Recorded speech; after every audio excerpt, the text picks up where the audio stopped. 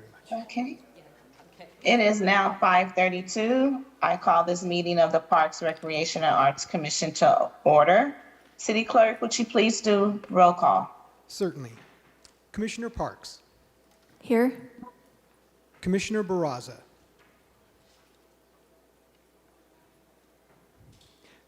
Commissioner Barraza, I believe you might be muted.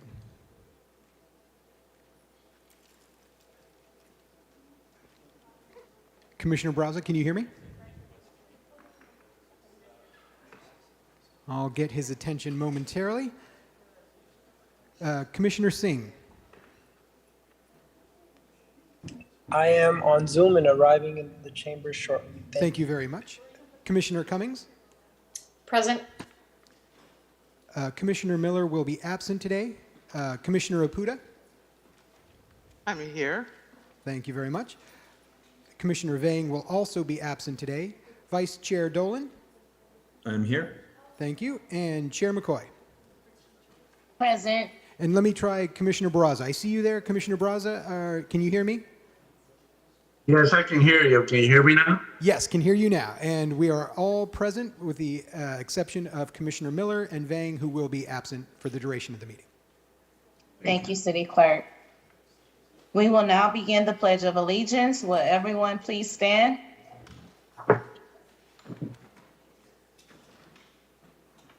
Ready, salute.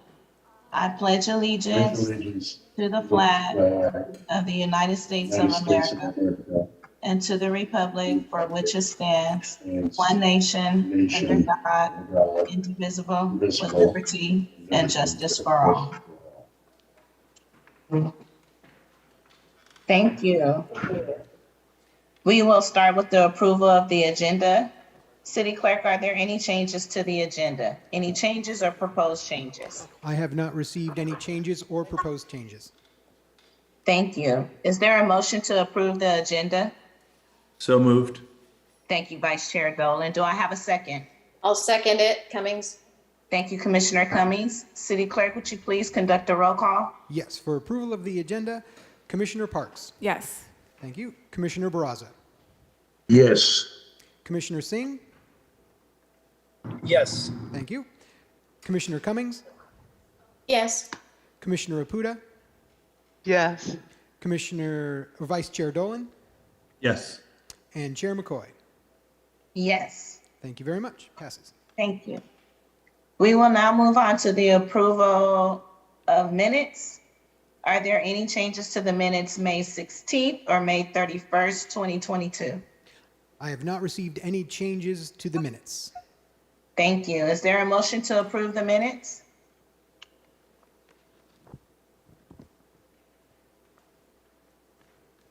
I'll move to approve the minutes, Commissioner Parks.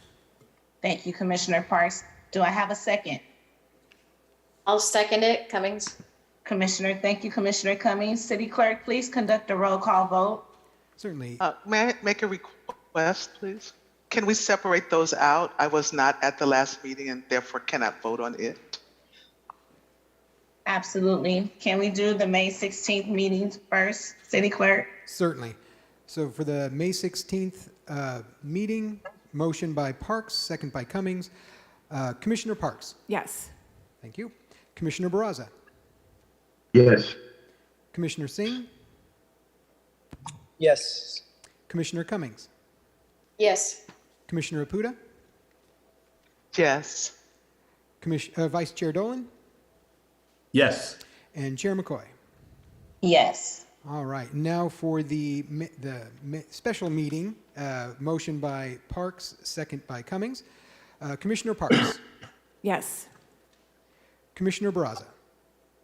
Yes. Commissioner Singh. Yes. Commissioner Cummings. Yes. Sorry. And Dr. Apuda, I believe you abstain, correct? That's correct. I'm abstaining. Thank you. Vice Chair Dolan Yes. and Chair McCoy. Yes. All right, that passes. Thank you. Thank you. We will now move on to subcommittee reports. This item is a discussion item for the commission and no public comments will be taken related to this item. Does the Cultural Arts Plan Subcommittee have an update it would like to provide to the commission?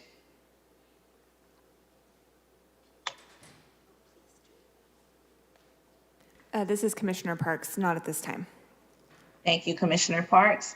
Does the Parks Master Plan Subcommittee have an update it would like to provide to this commission?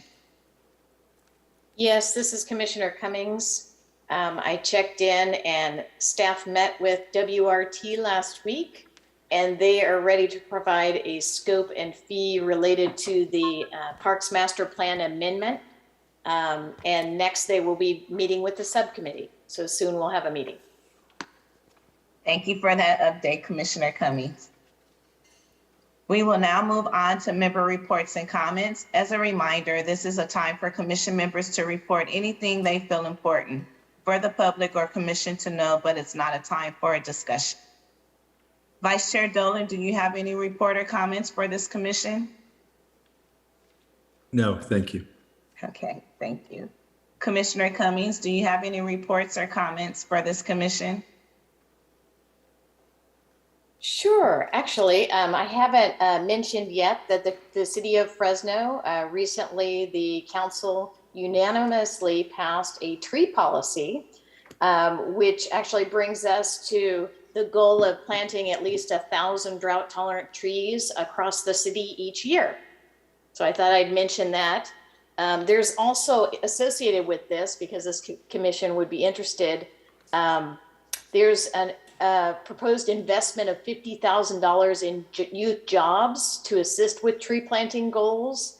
And it should cut the city tree maintenance cycle in half, which is key to obviously the health and longevity of trees in our neighborhoods and communities and parks. Awesome. Thank you for sharing that. Commissioner Barraza, do you have any reports or comments for this commission? No, Madam Chair, just to congratulate Commissioner Cummings for her hard work in promoting the planting of trees in a beautiful city. Yes, I echo that. Thank you, Commissioner Barraza. Dr. Apuda, do you have any reports or comments for this commission? I do have a comment, and perhaps these things were expressed at the last meeting. I had a previous commitment and wasn't able to attend.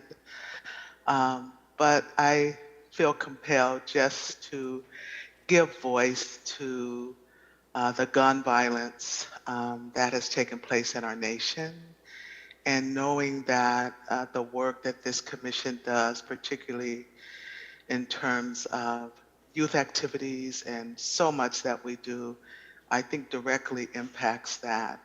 And just wanted to take a moment and acknowledge all of the tragic loss that we've had in our nation. I couldn't let this moment be in a public space go by without doing that. So thank you. Thank you, Dr. Apuda.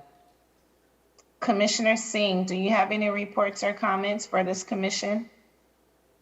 Yeah, just want to say thank you, Dr. Apuda, for bringing light to that, and of course highlighting it as always needed. I'd also like to say I had the opportunity this past week to engage with residents from a couple of different parks, just because I did not feel comfortable coming to the commission today to make any sort of budget recommendation first without knowing our community's needs directly from their mouth.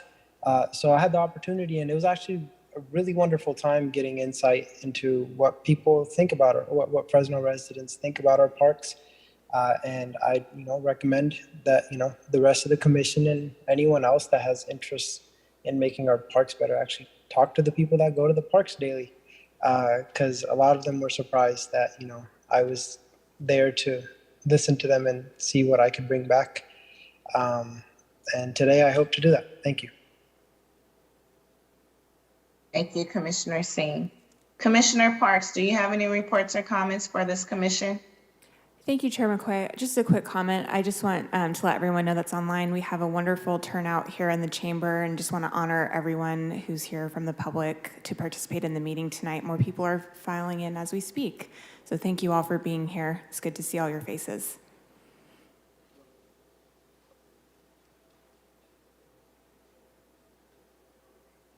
Thank you. We will now move on to city administration and park staff reports and comments. Does anyone from the administration have any reports or comments for this commission? Chair McCoy, Aaron Aguirre, Parks Director, nothing at this time. Thank you. Thank you. Does anyone from the park staff have any reports or comments for the commission? Chair McCoy, Aaron Aguirre again, not at this time. Thank you. Thank you. We will now move on to unscheduled communication. Would any member of the public like to speak on any issues within the jurisdiction of this commission? As a reminder, if you have a comment regarding any workshops on the agenda, this is the time to make a comment, as public comment is not taken at the time of the workshops. You will have up to 3 minutes. So we do have a few hands on Zoom and a few cards here. It looks like some of these cards are for 12A, which I do not believe is a workshop. It is a public hearing. Yeah, can we clarify the difference between public comment before the items on the hearing, please? So this is the, oh, go ahead, Christy. Oh, I was just going to say, so if there's anybody in the public that wants to speak specifically as to, wants to speak as to any item that there's a hearing for, so 12A and 12B, then they should hold those comments for when those hearings are called. This is just a general time to kind of express feelings about whatever may be within the jurisdiction of this commission that is not on the agenda. That was my understanding as well. All right, perfect. So we'll start on Zoom. I see several hands, and the first hand up is Ganiv Gooman. Ganiv, you may unmute yourself and address the commission. You have 3 minutes. Ganiv, can you hear us? You can unmute yourself and address the commission.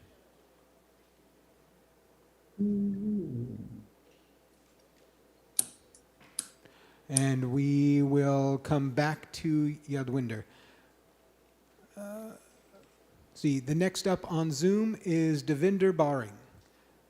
Dimitri, you can unmute yourself and address the commission. You have 3 minutes for unscheduled communication. Dimitri? All right, we will come back to Dimitri. Next up, we have Lance Cruz. Mr. Cruz, you may unmute yourself and address the commission. You have 3 minutes. Can you hear me? Yes, we can hear you. Thank you. I'm not sure if I'm speaking to 12A or 12B or if it should be an open. It's the budgeting priorities. So if you are requesting the commission to make a motion for a recommendation to city council for a budgeting request, then that would be under 12B. Okay, I think so. So that'll come later? Yes, it will. All right. Okay, thank you. So I'm going to ask people listening on Zoom, if you are going to address the commission regarding budget recommendations for council, then please put down your hands. This is currently unscheduled communication. If your item is not on the agenda, now is the time to have your hand up. And okay, we still have several hands on Zoom. Jagtar Dillon, you may unmute yourself and address the commission for unscheduled communications. You have 3 minutes. Jagtar, there you go. Hello, We can hear you. can you hear me? Yes, we can. Yeah. Yes, sir. So we play hockey, field hockey in Fresno. So that's why we need a turf ground for that.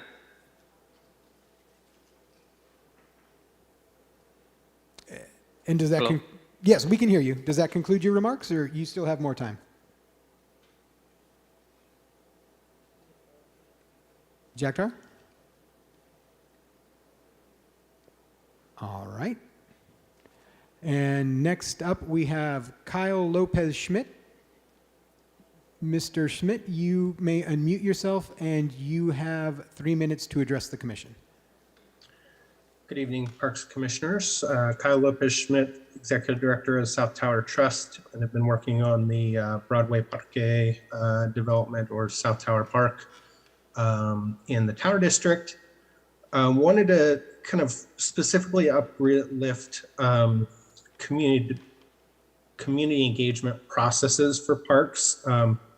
Since making some public comments about this and connecting with some folks in other neighborhoods working on other parks, hearing a kind of consistent frustration about knowing how their input is being used, as well as when community is able to give feedback that will impact the parks that are being developed in their neighborhoods, and also noticing some inconsistency from area to area or council district to council district and how community engagement unfolds, because different council members have different priorities or different approaches in how they engage the community.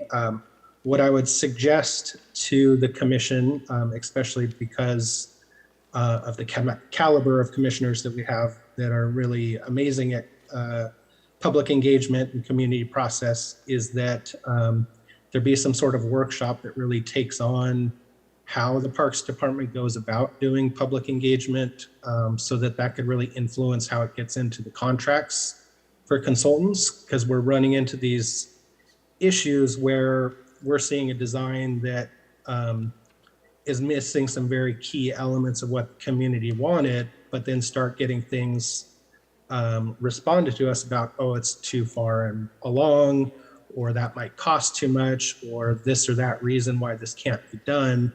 And then even the consultants are going to want additional design money to kind of go back to the drawing board on certain elements.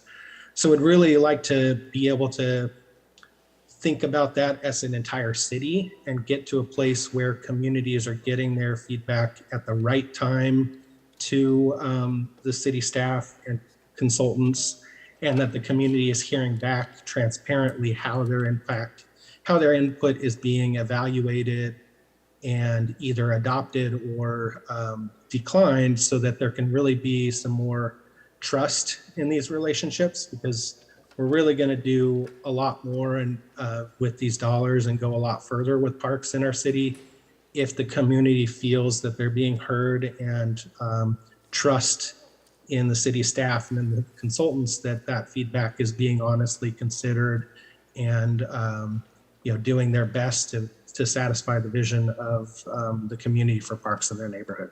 So give that suggestion to you, and I hope to participate in that kind of workshop if it's offered in the future. And I know there's a lot of other community organizations that I would help bring to the table to have that conversation as well. Thank you. Thank you very much. And our next speaker on Zoom is Cynthia Cambino. Cynthia, you may unmute yourself, and you have 3 minutes to address the commission. Hi, my name's Cindy Cambino. I am an outreach worker and a homeless advocate through Christ Helping Hands Ministries, Fresno Church. And I did volunteer this past winter transporting homeless to the Ted C. Wills. So I have a few items I'd like you to consider funding for. And I'd like to know, knowing that I was hands-on with that we definitely need some kind of handy ride, some kind of bus, because there's so many that were wheelchair bound, very many elderly and disabled, and just not for our homeless, but I'm looking like for Fresno residents also, because with inflation, cost of living and everything, this could bless our other residents too that are on a fixed income. Also, I'd like to see the warming centers open all winter months with a open at 6 p.m. and exit out at least at 8 a.m. It's still cold in the morning. It's cold when we were taking them out. Sometimes they would exit them out at 6:30. Cooling centers to be open all summer months. Also, we need to have some flyers distributed throughout Fresno, like on the buses, at the bus stops, social services, Walmart, CRMC, Clinica Sierra Vista, et cetera, where we can target those that need it. Also, some PSAs on local channels. And I would definitely recommend having one warming and cooling center in every district in Fresno, because we were targeting central Fresno, Blackstone, and downtown, and there was about 5 of us rotating, with Brandy doing most of that work. She was amazing. And also, I don't know if it's perfect to say it now or not, but I'm in support of the Park Rangers program to be run by the Parks Department, not Fresno Police Department. Thank you for your time. Thank you. And the next person on Zoom is Amit Kaur. Amit, you now have 3 minutes to address council, the commission. You can unmute yourself and address them. Like being a mom, my daughter, she's a part of, field hockey team, which we have in Fresno. And we're so blessed, like we are, recently attached with this team. And our kids, they're going to different places for the play, but unfortunately, we don't have any specific place for the practice. Actually, we need, we're really looking for, some very nice field for the practice. And so that they can good skills and they can do a very good performance. And we are really appreciate our kids, because last month they been to LA and they did a great job over there. They won gold medals and different medals, and being in such a young age, and they got a very good opportunity, and we want to appreciate and bring it in the next level if you guys provide us the opportunity for the hockey ground, and we really appreciate for that one. Thank you so much for the time. Thank you very much. Before we proceed to the next public comment, this is Commissioner Singh, by the way.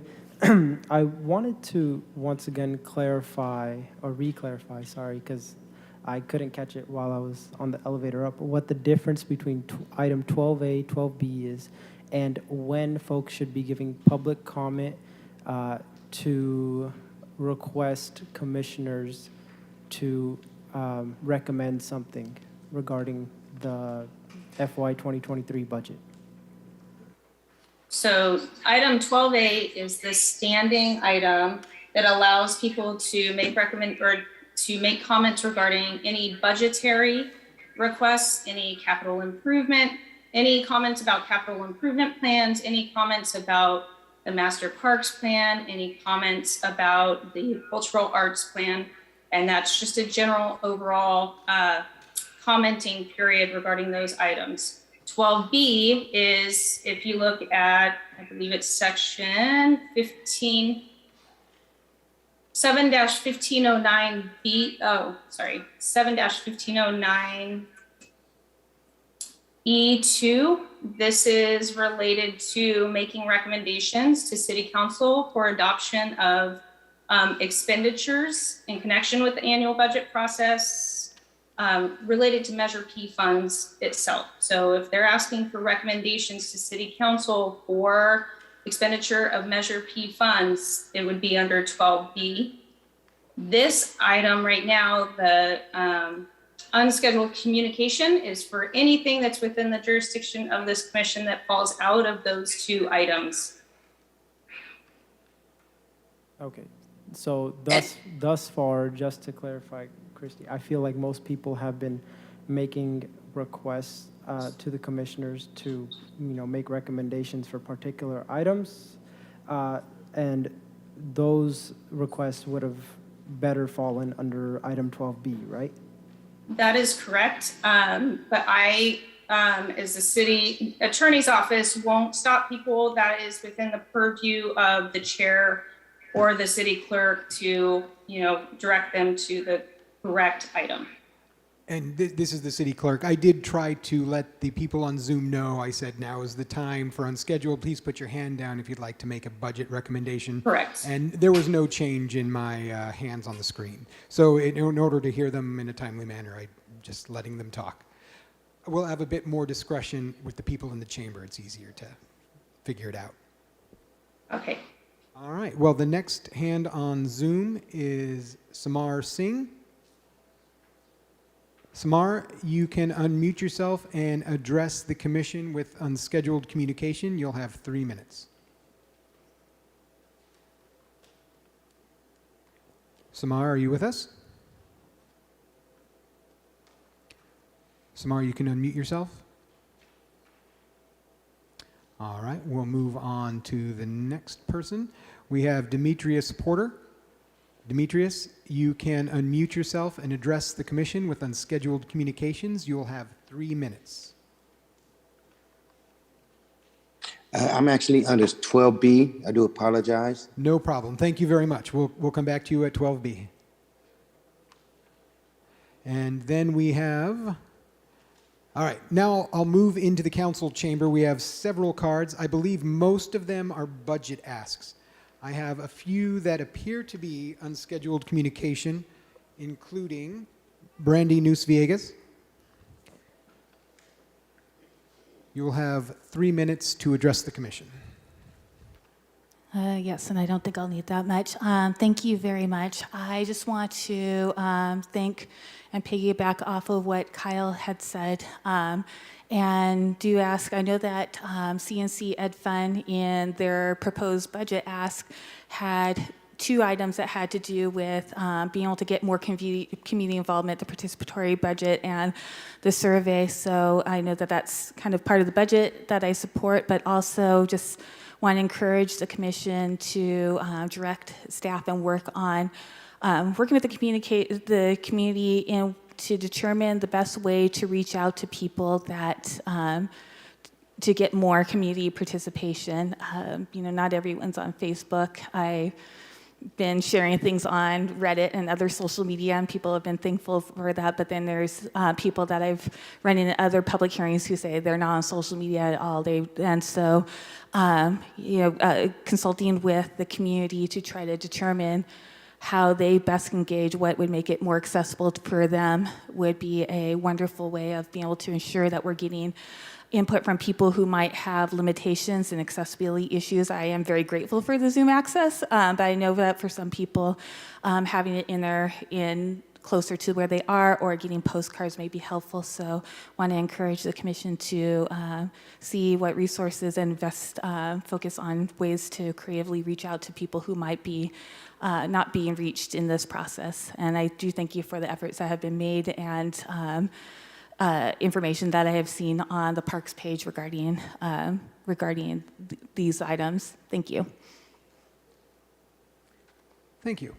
And the next card, I believe, is unscheduled communication.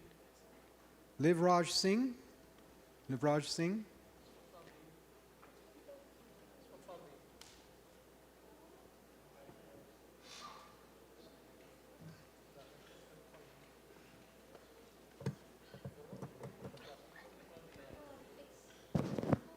Is for 12B.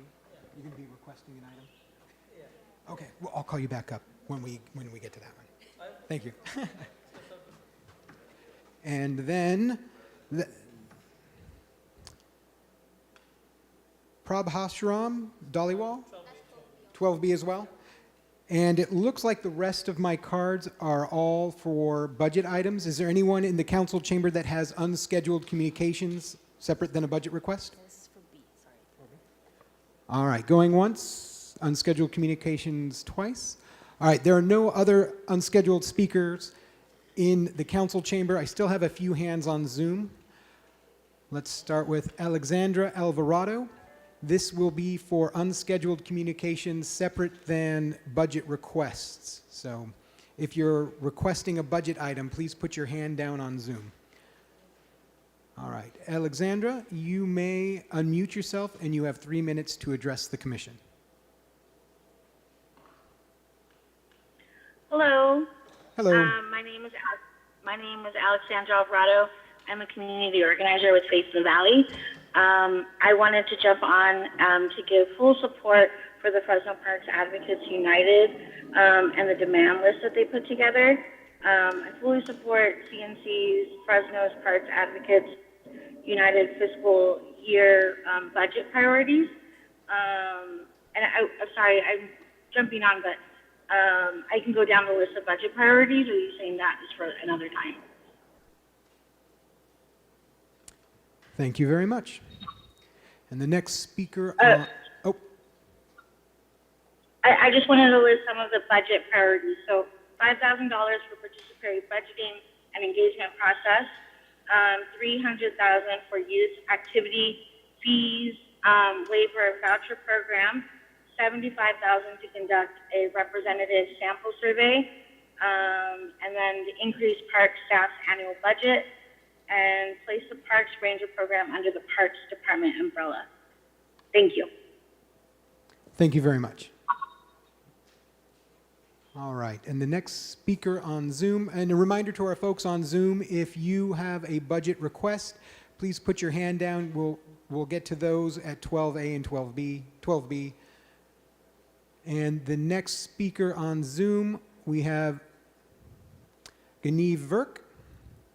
Ganiv, you may unmute yourself and you have 3 minutes to address the commission. Yes, hi. My name is Ganiv. I am a student at Central. I'm a student in Central Unified. I'm a junior. First, I would just like to thank the commission for allowing this opportunity to be able to speak. And so getting right into it, I would like to speak on the budget item for cricket fields. And I would like to express my full support for including that in our city budget. And I was part of the process in being able to build the cricket park in Central Unified, and I think that was just such an amazing opportunity. And now being able to see being able to see our teams have a local area to practice, a designated area, just provides that amazing space for our communities to be able to gather. And I think seeing that diversity in play, especially from having an Indian background, being able to see your own diversity represented so beautifully in the community, and seeing that our community appreciates our own cultures in a way that has never been represented in Fresno before. I think that was amazing, and I would just definitely like to expand on this diversity. And I think having a cricket park being built, especially in our local communities where we see those large pockets of culture, like at JSK Park, would be such an amazing opportunity to, again, just expand the amazing diversity of Fresno and allow Fresno to really take advantage of our, again, sorry, I'm saying this a lot, of our beautiful diversity and using it to showcase our communities. Thank you. Thank you very much. And our next speaker on Zoom, just running back through the last few that we weren't able to hear. Ganiv Gooman, you may unmute yourself and address the commission for unscheduled communications. You have 3 minutes. Ganiv?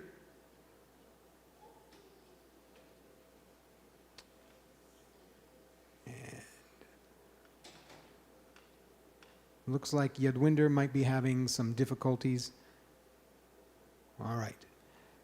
Next, we have Dimitri Sporter. Demetrius, you have 3 minutes. You may unmute City Clerk, I believe that he wanted to speak to item 12B.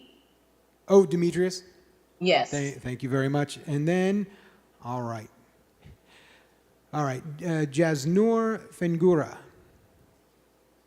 You may unmute yourself, and you have 3 minutes to address the commission. Hello, my name is Jasnoor Fengura. I currently play for Fresno Cricket Club. I love cricket. We are traveling on the weekends to play cricket to the Bay Area. During the week, we are utilizing the baseball field at Inspiration Park to play cricket. Sometimes we don't get to play because someone is utilizing the field for baseball or soccer. There's no reason for us to sharing the facilities with other sports. City should be investing more resources into this growing sport. GSK Park on Clinton and Brawley would be a perfect place for a cricket pitch. Thank you for your time. Thank you very much. All right, and then we have Baring Deep. Baring, you may unmute yourself and address the commission for unscheduled communications. You have 3 minutes. Hi, I'm Rajdeep Baring. I play for Fresno Field Hockey Club, and I wanted to give my suggestion for field because last tournament we had for LA, for U14, we got in second place.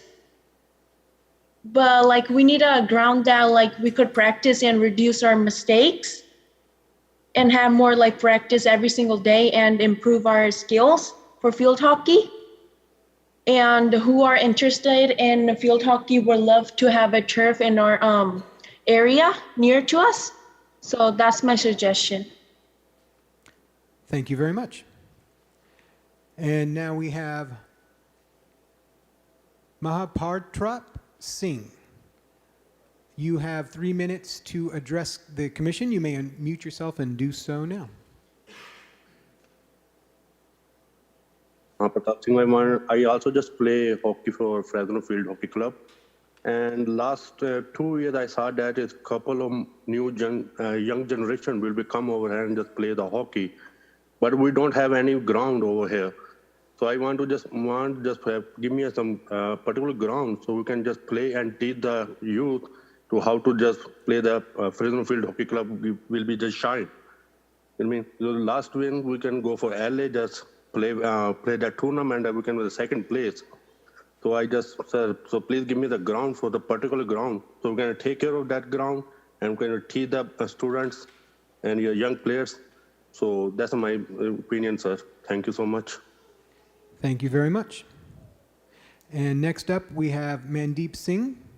Mandeep, you may unmute yourself and you have 3 minutes to address the commission. I'd like to remind everyone on Zoom that if you have a budget motion item, please wait until 12B. Once we're on that item, you may wish to address commission with your budget request. All right, Mandeep, you have 3 minutes for unscheduled communication.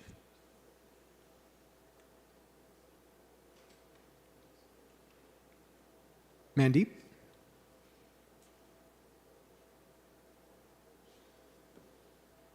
Looks like Mandeep has put himself back on mute.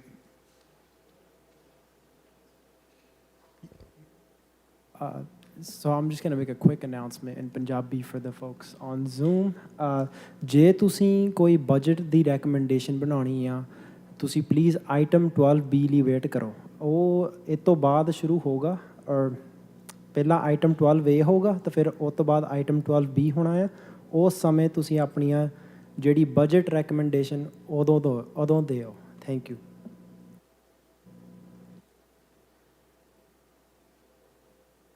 There we go. And one last speaker with their hand raised on Zoom, Amar Singh. Amar, you may unmute yourself and address the commission for unscheduled communication. You have 3 minutes. Hi, this is Amar Singh, and I'm a member of the Fresno Field Hockey Club. We've been playing hockey in Fresno from last 5 years, and we don't have any particular ground. And I just want to request you guys that we have more than 200 people, including kids, with us, and some of the kids have like a really good potential for participating in nationals and international level, and some of the kids have a potential to participate and represent United States as well, and they have a potential to compete in Olympics and World Cup as well. My only request to you guys is that we want some kind of stadium or astroturf because we don't have any ground. Sometimes we always find out a simple division.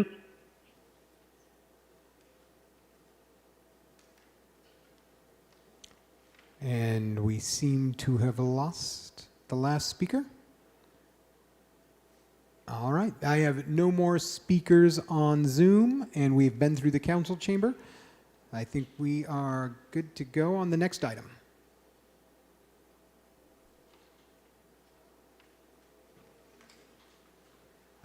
Chair McCoy, I think you might be muted.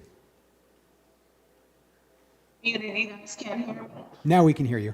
Okay. So we will now move on to hearings. ID number 22-934, hearing to receive public input on allocations related to Measure P and the annual Parks Department budget and capital improvement plans. I would like to limit the comments on this item to reflect the Parks Master Plan or the Cultural Arts Plan, and to save all other budget comments for 12B. You will have up to Would any member of the public like to make a comment regarding this item? Sorry, that was my timer here. All right, and Chair McCoy, could you go over quickly what that limitation was real quick? I would like to limit the comments to 12A, to the Parks Master Plan or the Cultural Arts Plan, and save all other budget comments for 12B. Thank you. All right, are there any speakers in the council chamber that would like to speak on the Parks Master Plan or Cultural Arts Plan? I see no requests in the council chamber. Are there any members on Zoom that would like to address the commission regarding the Parks Master Plan or Cultural Arts Plan, which is 12A? And I have no hands in the chamber and no hands on Zoom for this item. Thank you, City Clerk. Does any member of the commission have any questions or comments regarding this item? Chair McCoy, this is Commissioner Parks, and I'm not sure if this is the right time to ask this question, so I'm sure I'll get some guidance on that. So I've just been reflecting on some of the comments we had during the previous item regarding public engagement. And now that our highest needs neighborhood assessment is complete and that committee, that subcommittee of the commission is no longer needed, I was just thinking, I wonder if my fellow commissioners would be open to the idea of having a subcommittee that focuses on community outreach and improving our community outreach from the commission perspective throughout the next year. And I don't know that we can have a formal motion about that right now, but I just wanted to get that on the record in response to some of the comments we had earlier this evening. So this wouldn't be the proper time to make a motion for that. We can agendize that for the next meeting, but it does need to be put on the agenda specifically to allow the public proper notice to be able to show up and discuss that item should they wish to. Could I formally request that it be on the next agenda at this time? Yes. Great. Christine, I'm sorry, I have a question. It's not up for approval, but can we discuss it at this point? No, because it wasn't, there was no notice provided to the public for a full discussion. Gotcha.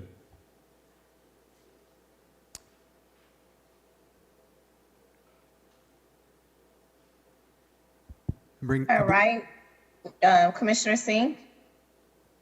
Oh, I'm sorry. No, that was me. I was going to give it back to you. Okay, thank you.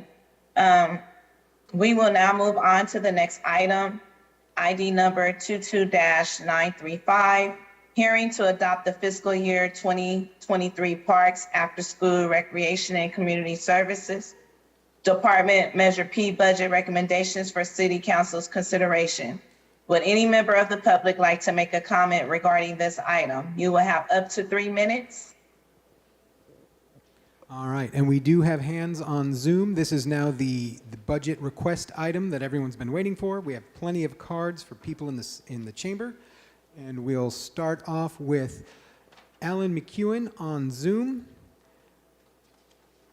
Alan, you have 3 minutes to address the commission, and you may unmute yourself and do so now. Alan McEwen, you can unmute yourself and address the commission.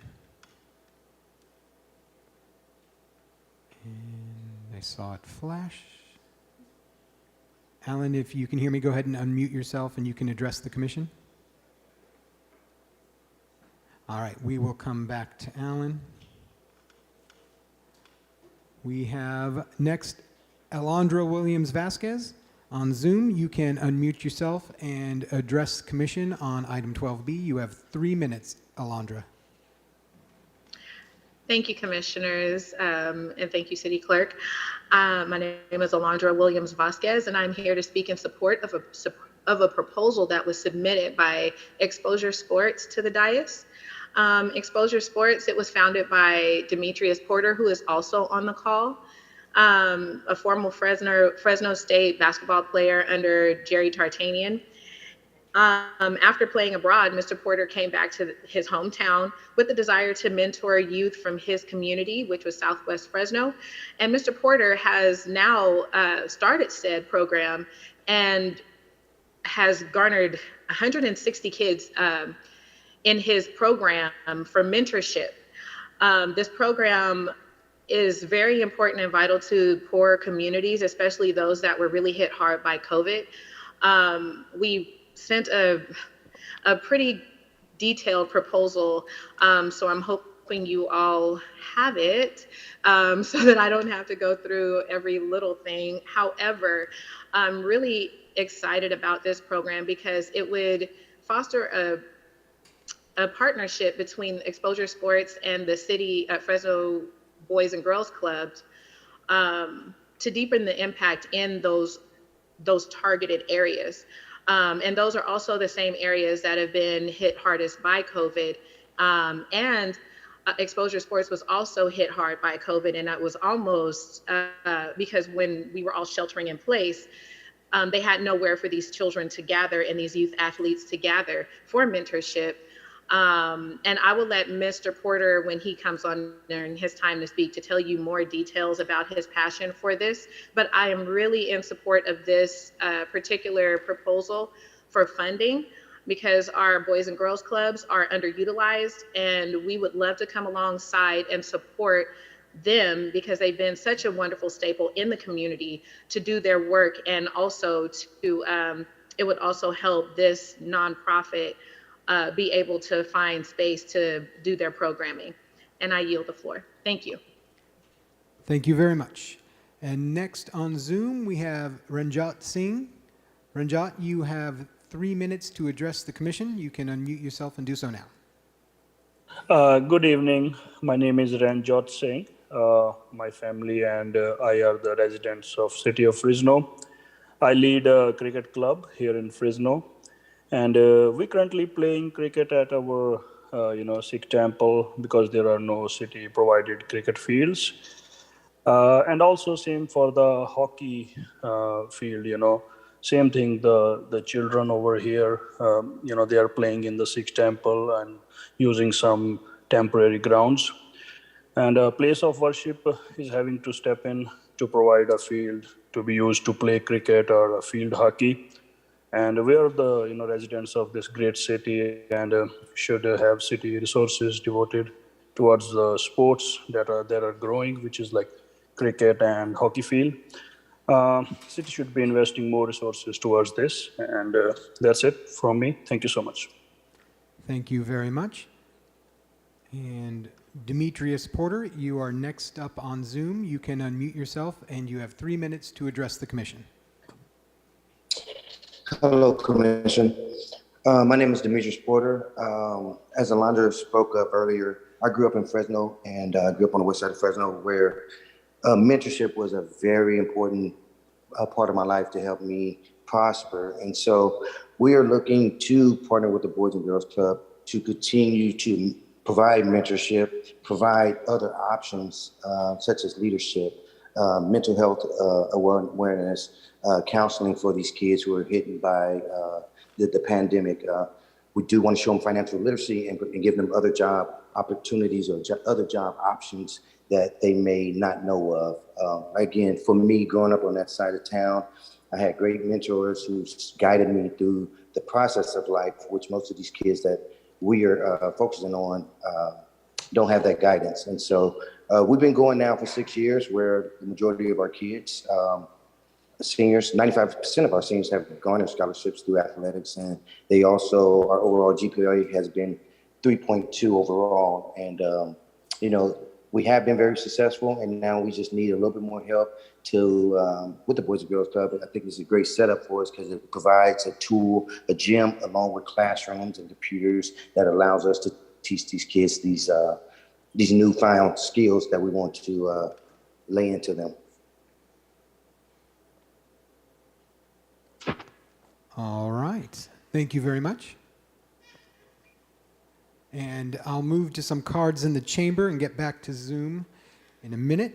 First up in the council chamber, we have Brenda Kes with a Q. Brenda, are you? Oh, excellent. You have 3 minutes to address the commission. Good evening. My name is Brenda Kes, but my pronouns. Can you pull that close? Oh, I'm sorry. Okay. And lean into it a little. Okay. Oh, okay. Okay. Good evening, all. My name is Brenda Kisbe. My pronouns are she, her, ella.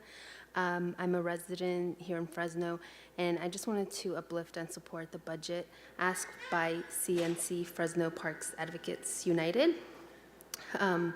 So I work with the youth, and out of 22 of them, more than half love soccer. And according to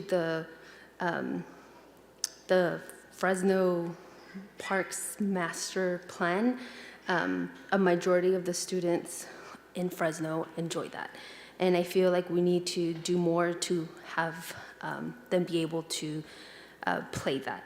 Right now, I get to teach my students the skills, right, to play sports. We don't play sports, but we are mandated to teach students for a certain amount of time. And out of my 22 students, only 3 students can afford to be part of sports. The rest, they can't. I have a lot of students with parents that are single parents that they can't afford because they need to prioritize the budget elsewhere. I know that this, that CNC, they mentioned for a $300,000 youth activity fee waiver voucher program. This will be a great partnership with our community because we will be supporting various mom and pop shops and also having a safe space for our youth and getting them off the street.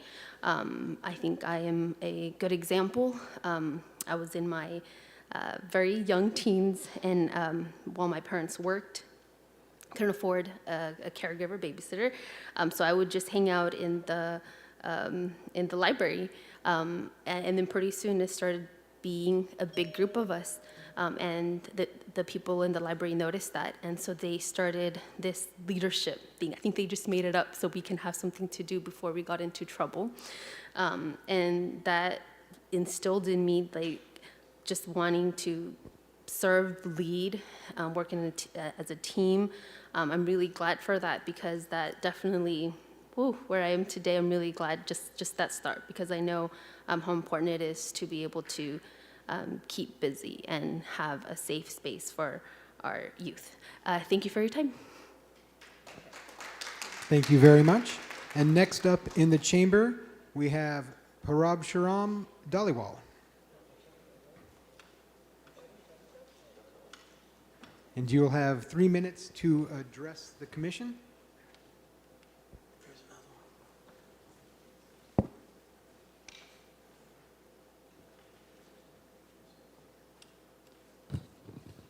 Speak close.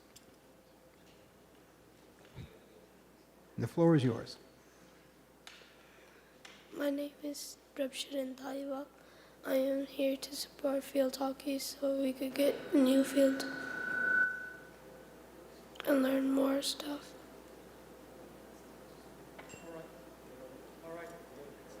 Well done. Thank you. And next up in the chamber, Livraj Singh.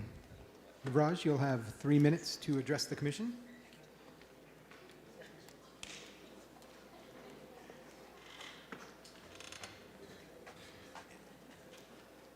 Speak close to that. And you have 3 minutes to address the commission. Hello, my name is Livraj Singh and I'm here to support field hockey ground and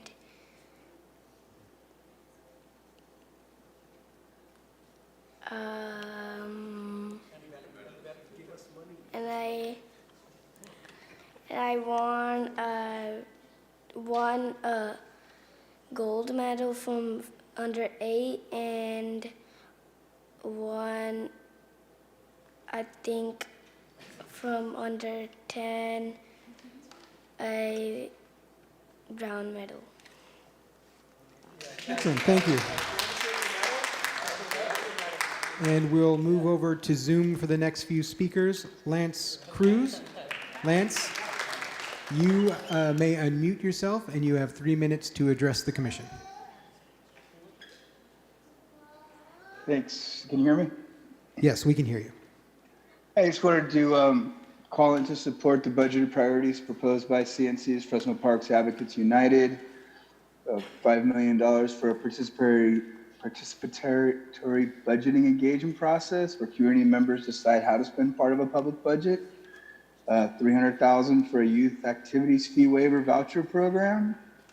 $75,000 to conduct a representative sample survey. Increase park staff annual budget to host community events from $2,000 to $10,000 per year per park site. Place the Parks Ranger program under the Parks Department umbrella. And then there's a list of specific park improvements, but I know that you guys have the Communities for New California's Fresno Parks Advocates United demands. So I'll leave that at that. I just wanted to call and be another voice supporting that agenda. Thank you. Thank you very much. And next up on Zoom, we have Anna Wells. Anna, you have 3 minutes to address the commission. You can unmute yourself and do so now. Hi, can you hear me? Yes, we can hear you. Hi, my name is Anna. I'm a Fresno resident, and I wanted to call in to support the CNC Fresno Parks Advocates United. Other folks have talked about them, and will some more, but I'm especially want to support the participatory budgeting process, the $5 million for that, and the $300,000 fee waiver fund to, as a city, be able to support our youth to have access to, good, healthy spaces and activities, and also support the folks who are investing in those kids already, and give them kind of the support that they need to be able to continue and expand that work. And then as a roller skater, I would like to throw in just some love for the skate parks and yeah, just kind of, yeah, that's it. Thank you. Thank you very much. And the next speaker on Zoom is Irfan Nazir. Irfan, you may unmute yourself and address the commission. You'll have 3 minutes. Hello, everyone. My name is Irfan Nazir. My family and I reside in West Fresno. I live in a diverse neighborhood, and I love the interaction my kids get to have with people of all different backgrounds. During the last 18 years of my residence, I have seen lots of changes in Fresno. I have seen Fresno Parks Department add many activities to its parks. However, the cricket is missing. We've been told over and over again that there is not an appetite for cricket in this community, and we're here to change our mind about cricket. I would request that some of the Measure P money which is raised by the community for the use of the community, this should go towards cricketing facilities. I support two sites mentioned, the GSK Park and sports complex for cricketing facilities. That's all I want to say. Thank you very much. Thank you very much. And the next speaker will be in the chamber, Javencia Alarcor. Javencia? You will have 3 minutes to address the commission.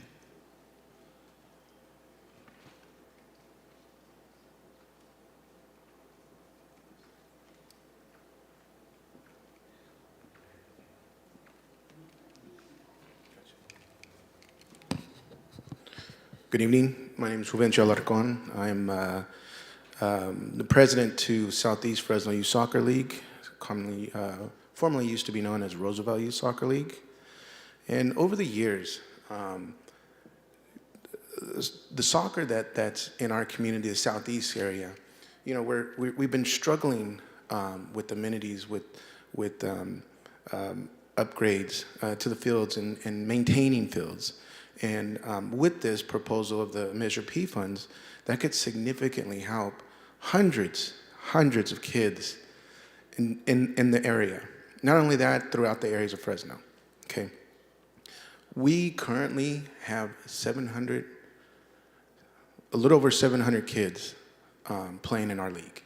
And that ranges from 4 years old all the way to 18 years old. In the Southeast community, it's very diverse. It's not just Latinos, it's also Punjabi, it's also Hindu, it's also Hmong, it's also, there's all kinds, and it's wonderful, it's wonderful. You know, continuing to foster that kind of input, especially with soccer, can just do phenomenal benefits for these kids and for the community. The reason why we do everything is volunteer, okay? We're always having to fight for extra room to practice, to play games. There's only 2 parks that we're able to utilize in the Southeast, and we have so many teams, and it gets so crowded, but we love it. And the kids love it, the family loves it, the coaches love doing it, and they do it for free. And we just ask that you can take into consideration to continue the funding for youth sports, especially in soccer, because it does create better citizens for the future. Thank you. Thank you very much. And the next speaker we have in the chamber is Brandy News-Viegas on item 12B.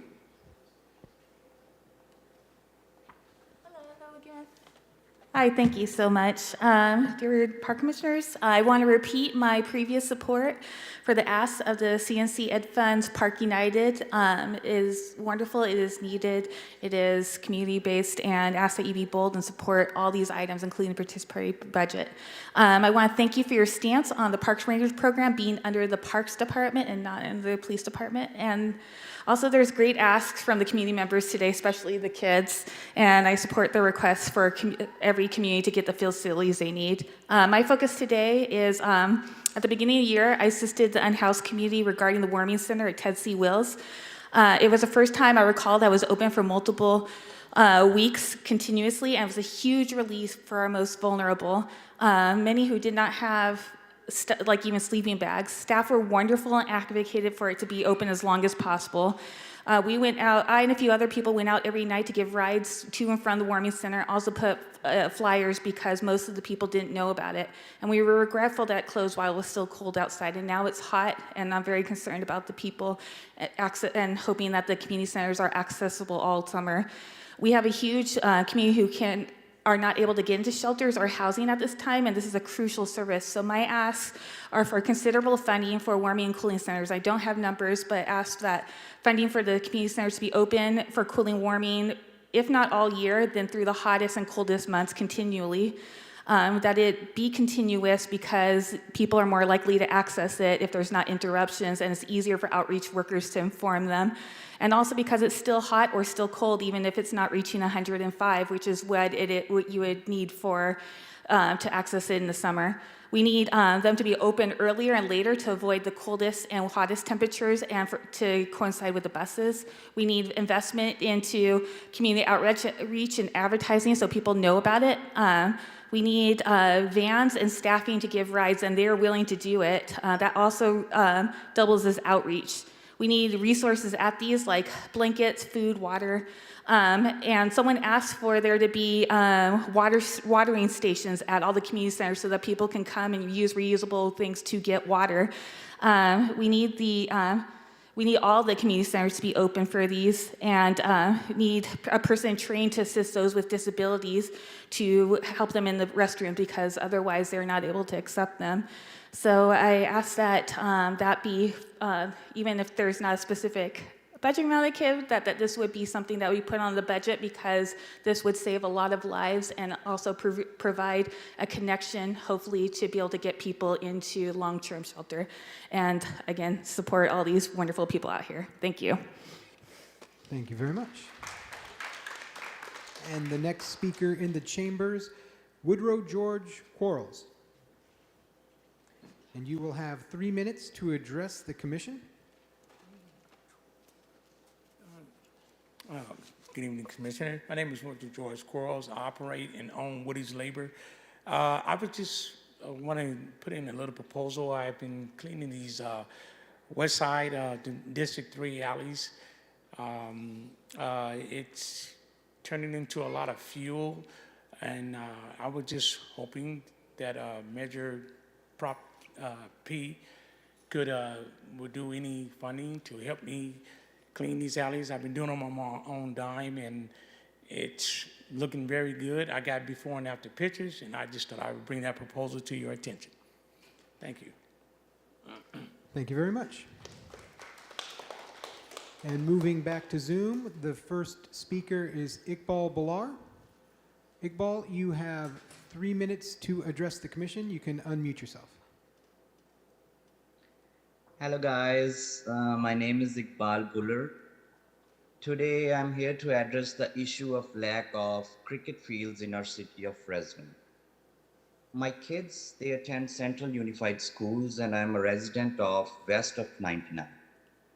I want my kids to have access to play the sport of cricket that I love and have played all my life. We currently play at Gateway School in Clovis, utilizing their baseball field. I'm having to travel 40 miles round trip just to play, while still using a field that is made for baseball. So humbly, I request there is a need for more cricket fields in city of Fresno. City should be investing more resources towards this. So GSK Park on Clinton and Brawley, I think would be a perfect place for a cricket pitch. That'll be all from me. Thank you so much for your time. Thank you very much. And the next speaker on Zoom is Amanpreet Singh. Amanpreet, you may unmute yourself and you have 3 minutes to address the commission.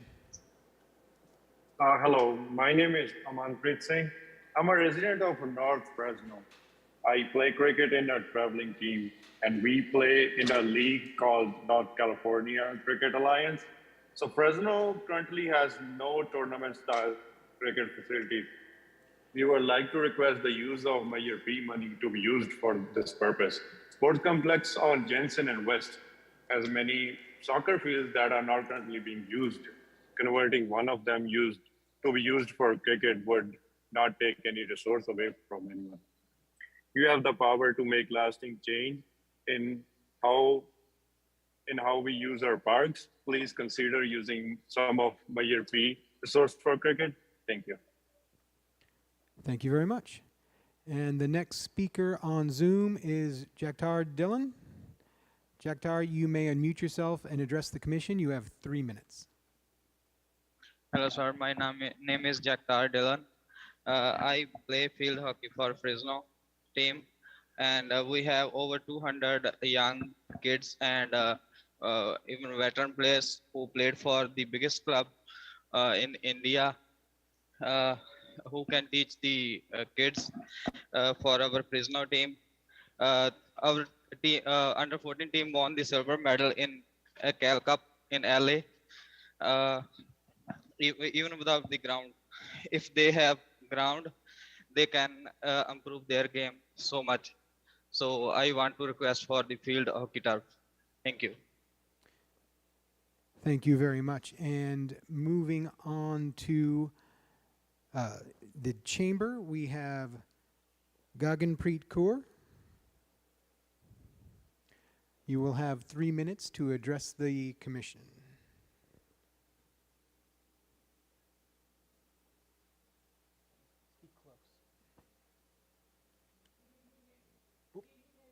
My name is Gaganpreet and I'm from Fresno. I am here to support field hockey ground. My kids, they play hockey, but they don't have proper ground to play. So if you guys can work on that, I really appreciate it. Thank you very much. Thank you very much. And the next speaker in the council chamber, Jat Prakash Singh. You'll have 3 minutes to address the commission.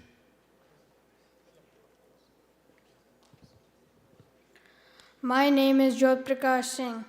I'm here to ask the council members that can you please give us a better ground? We really need it for playing better field hockey. This is very important for us and we love field hockey. Thank you very much. Thank you very much. And the next speaker in the council chamber, Mario Elenes. Mario, you'll have 3 minutes to address the commission.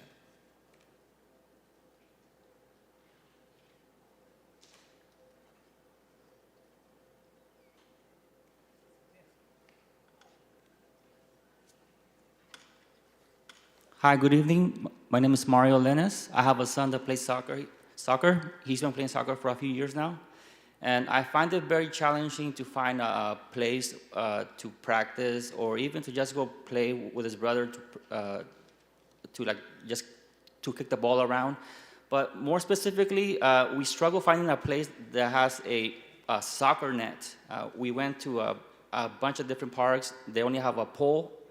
And if you kick the ball, it just goes through the post, and you got to chase the ball around, and it's not very practical. So we struggle to find a park with a soccer net. That's the main thing. And my kid, he's 9, so he really enjoys soccer very much. Him and his teammates, they're back there, 3 of them, Malachi and Isaiah and Fabian. And that's about it. Just the soccer nets mainly, and a proper place to practice and to get better at it. This city has players with kids with a lot of potential. This could be like a hotbed for soccer, I believe, if more was invested in basics to find a way. Because I know that it's possible that if you put the soccer nets, that they could get vandalized. So it's possible to make like a fence or something, like a concrete wall or like a metal fence around it, so that it's protected, or a person or a groundkeeper to protect the net or the basketball field or whatever it is. But it's possible. But the main thing is the soccer nets, so that to practice on them and also play games as well. That's all. Thank you very much.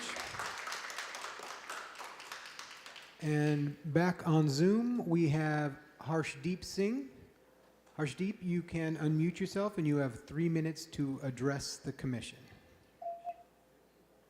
Hello, my name is Harsh, and I'm a student at local community colleges. I run track and fields for the college as well. I've been an athlete all of my life. I play cricket for Fresno Cricket Club. There is no cricket facilities currently available for us to play in the city of Fresno. This sport is growing in popularity locally, and we should utilize major park money for building facilities for cricket, and it is not going to cost that much. That'd be all. Thank you. Thank you very much. And the next person on Zoom is Armand Dillon. Armand, you have 3 minutes.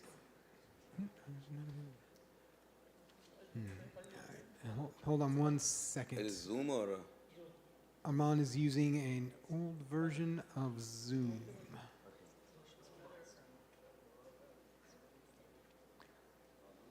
All right, Armand, you have 3 minutes to address the commission. Okay, thank you. So first of all, I would like to thank everybody that's here today for the field hockey ground. I just wanted to say that I'm in support of the field hockey ground because I see a lot of kids, little kids, teenagers, adults playing. They really love the sport. And I also play myself. My dad, he's in the crowd. He also plays. And I see people rolling around the ball, and it's very hard to roll it in like regular grass since it's taller. And turf grass for field hockey, it will make it easier for them to roll, better to learn skill, and reduce risks of falling. Thank you. Thank you very much. And our next speaker on Zoom is Jasnor Fangura. Jasnor, you may address the commission on item 12B, and you have 3 minutes to do so. Hello, sir. My name is Jasnor Fangura. I currently play for Fresno Cricket Club. I love cricket. We are traveling on the weekends to play cricket to the Bay Area. During the week, we are utilizing the baseball field at Inspiration Park to play cricket. Sometimes we don't get to play because someone is utilizing the field for baseball or soccer. There is no reason for us to be sharing facilities with other sports. City should be investing more resources into this growing sport. I think GSK Park on Clinton and Brawley would be a perfect place for a cricket pitch. Thank you for your time.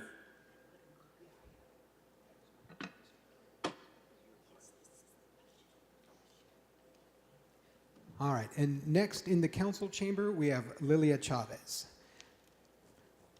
Lilia, you'll have 3 minutes to address the commission. Good evening, Commissioner McCoy and other members of the commission. I'm Lilia Gonzalez Chavez, Executive Director of the Fresno Arts Council. Sorry. Don't take that out of my 3 minutes. Go for it. I'm here today because unfortunately I missed the last meeting where you received your budget review. And the item before you today is to adopt the 2022-23 budget. And in reviewing the budget, and I only looked at bucket 4, obviously, I'm with the Arts Council, and that's the part that I'm focusing on. But when I look at that section, it asks that you adopt an appropriation of $680,000, which $500,000 will be dedicated to the development of the required cultural arts plan. Now, you've already allocated $150,000 for the development of the cultural arts plan. There will be no more development after that plan is completed until a 5-year renewal. So therefore, this allocation is for naught. I'm not sure what other cultural arts plan is being proposed. Only one is required in the initiative. So the allocation is not correct. It continues to identify $180,000 for administrative costs allowable under Measure P. Under Measure P, you have a 2% administrative allowable cost. I don't know what $180,000 is 2% of. It's not of the total amount that is available, and it's not of the allocation. So I would encourage you not to adopt this recommendation until you get clarity and greater explanation of what the intent is. To use these funds in this way would be to waste Measure P dollars. Thank you. Thank you very much. And the next speaker in the chamber is Sam Ball. Sam, you'll have 3 minutes to address the commission.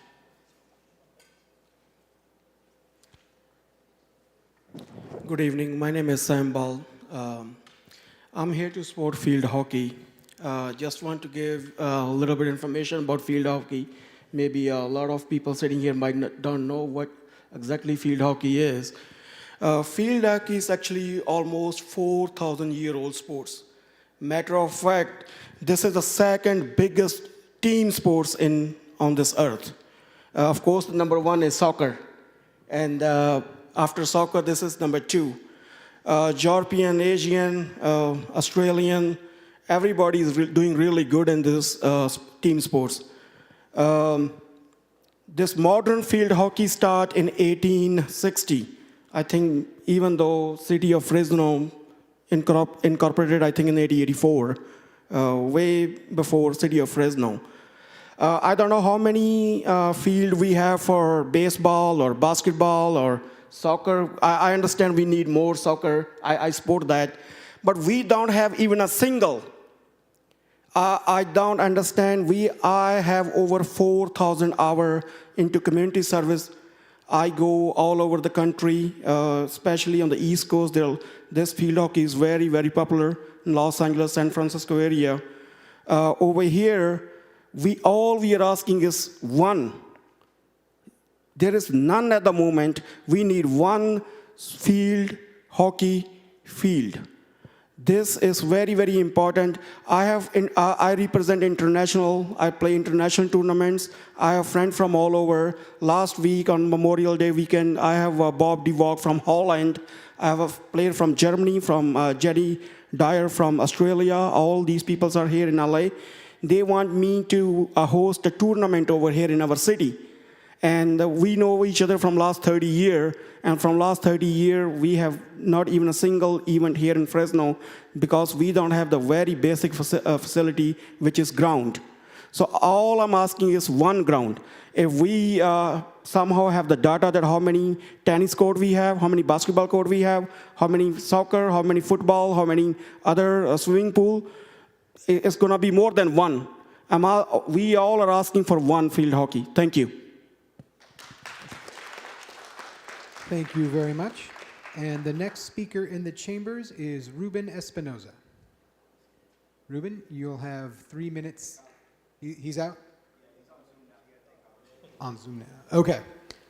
All right. I'll put this card aside. And so the next speaker in the chamber, Pedro Navarro Cruz.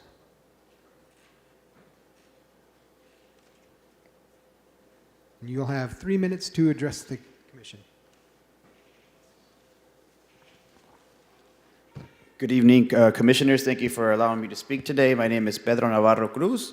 I'm a community organizer with Communities for New California Education Fund and a member of the CNC's Fresno Parks Advocates United, our committee of residents that focuses on improving the quality of life for City of Fresno residents through parks, recreation, and the arts. I'm also a parent, soccer coach, and a lifetime user of Fresno Parks. I know you have with you the demands that we have uplifted. I wanted to speak to you all as to how and why we got to this. First of all, over the course of the year, our committee members have been routinely meeting and discussing how we envision the use of Measure P in parks funds. We've had several presentations and activities to look at the possibilities deeper. The outcome, which is a document of demands that we have shared with you, came about after many conversations as we included more and more people. Overall, our asks come from a place of hope and love, but also worry.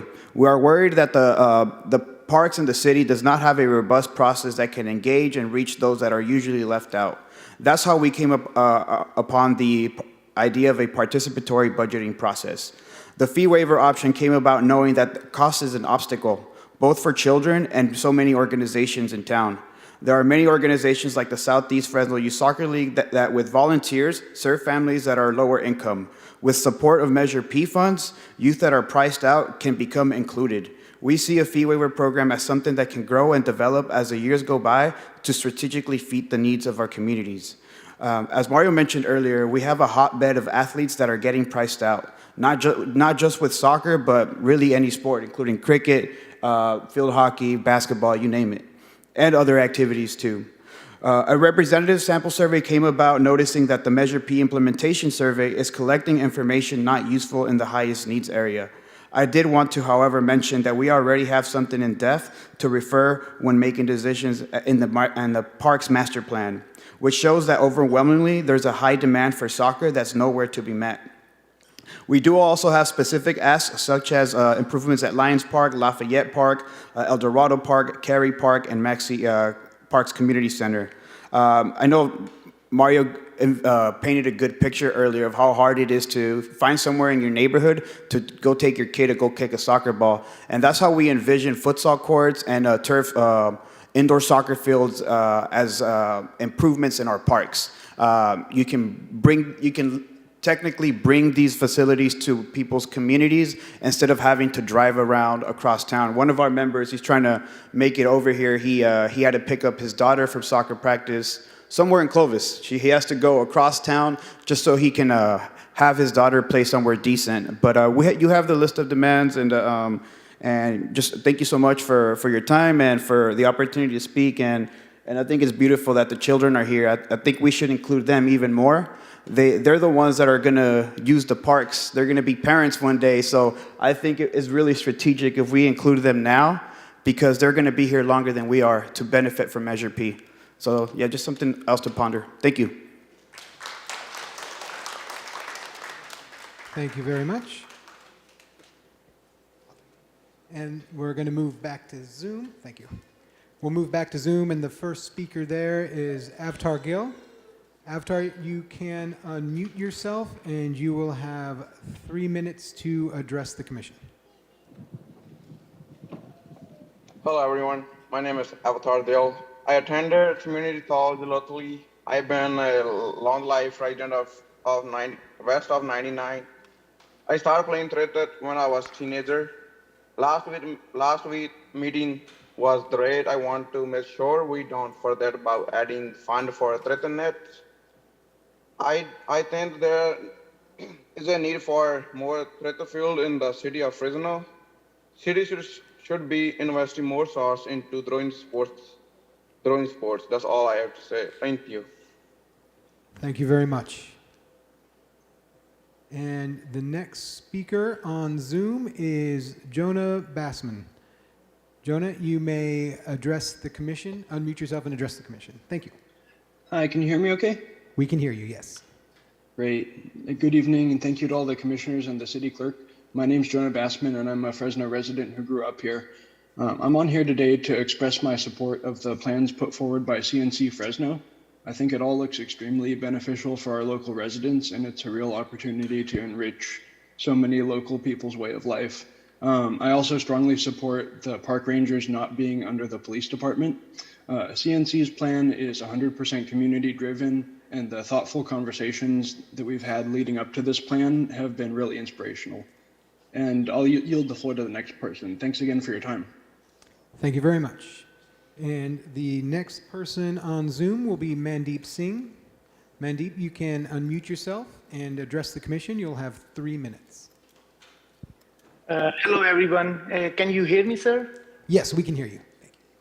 Hello, everyone. My name is Mandeep Basra, and I'm live here by west side of Fresno.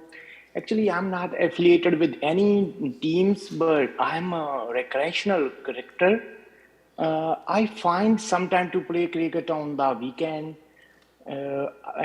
Currently, I'm having to travel across town to Clovis to play Gateway School on a baseball field. So I think just one thing, Kalra Park would be an ideal place for a cricket pitch. It would be a good place to take my kids to watch some cricket. And cricket is a diverse sport with its roots in many different countries. So please use Measure P resources to fund for this. Thank you, sir. Thank you. Thank you, everyone. Thank you very much.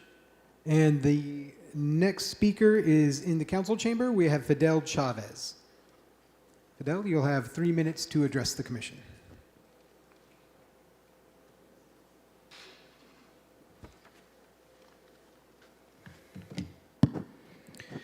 My name is Fidel Chavez.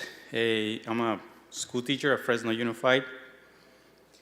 I'm here to support the CNC proposed budget recommendations, whatever they have.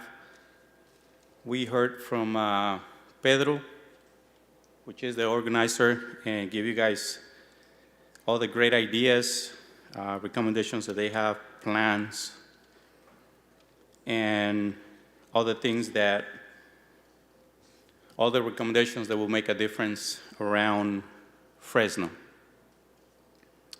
Like I said, I'm here to support the ideas that they have, especially on the improvements of 2 parks.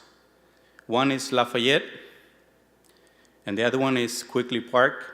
And I can tell you that I'm 50 years old, and I was using those parks when I was under 19. And I seen a little bit of improvement on those parks, but not that much in the last, let's say, 40 years about. I'm also a soccer coach. I've been coaching for about 15 years, 20 years. I'm the Fresno High soccer coach at this moment, and I serve a lot of the families around Fresno High, which we go back to the Park Lafayette and Quickly Park. So I have about 60 to 80 student athletes that I serve. After the season is over, we continue to practice, and we're always looking for places to to train.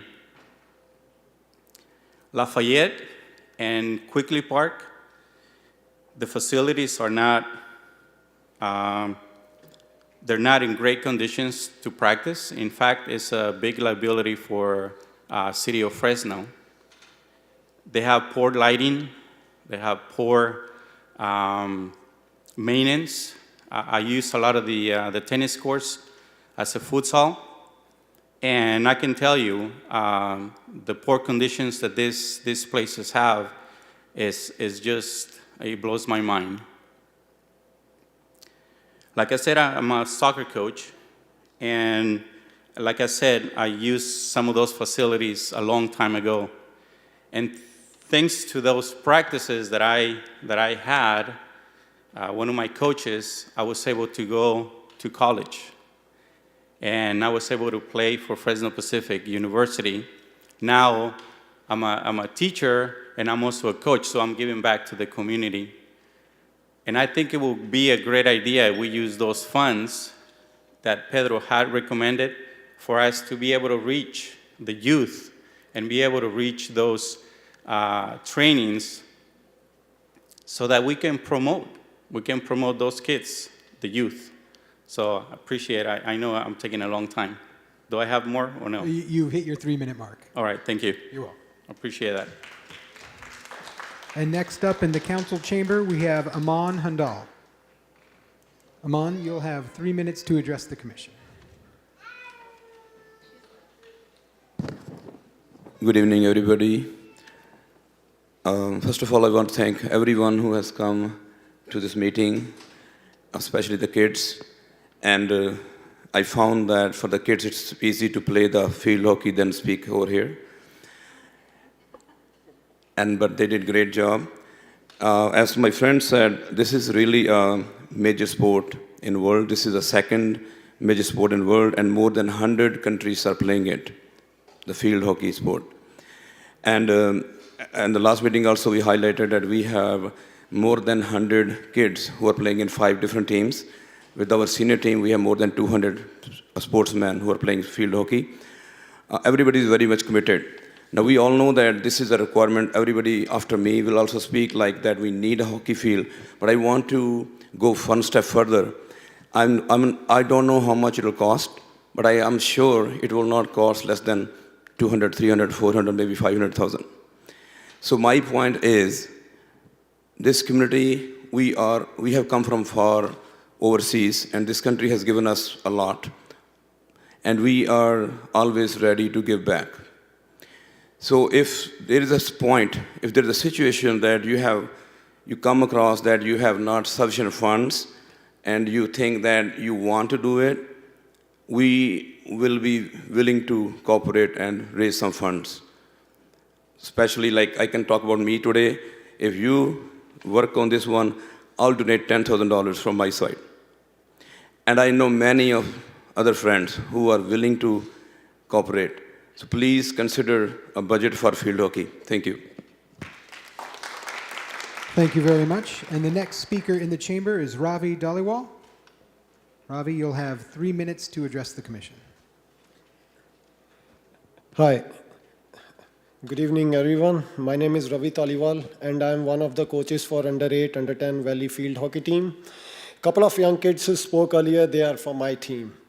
I'm also here to speak about field hockey and requesting a hockey turf field installed in the city. Right now, we don't have any appropriate field hockey ground turf in the city. The way we are training and mentoring the kids is by making use of makeshift grounds in the city like open parks or school grounds. Everyone knows that those grounds are uneven and the ball doesn't roll properly on it, and sometimes the ball also gets bounced on the surface, which becomes dangerous. So to teach the kids the proper format and the way it is played on a national, international level, we need to build a turf there. It's not even a year since we started, and right now we have around 100 young talented kids who are playing and learning this sport with us.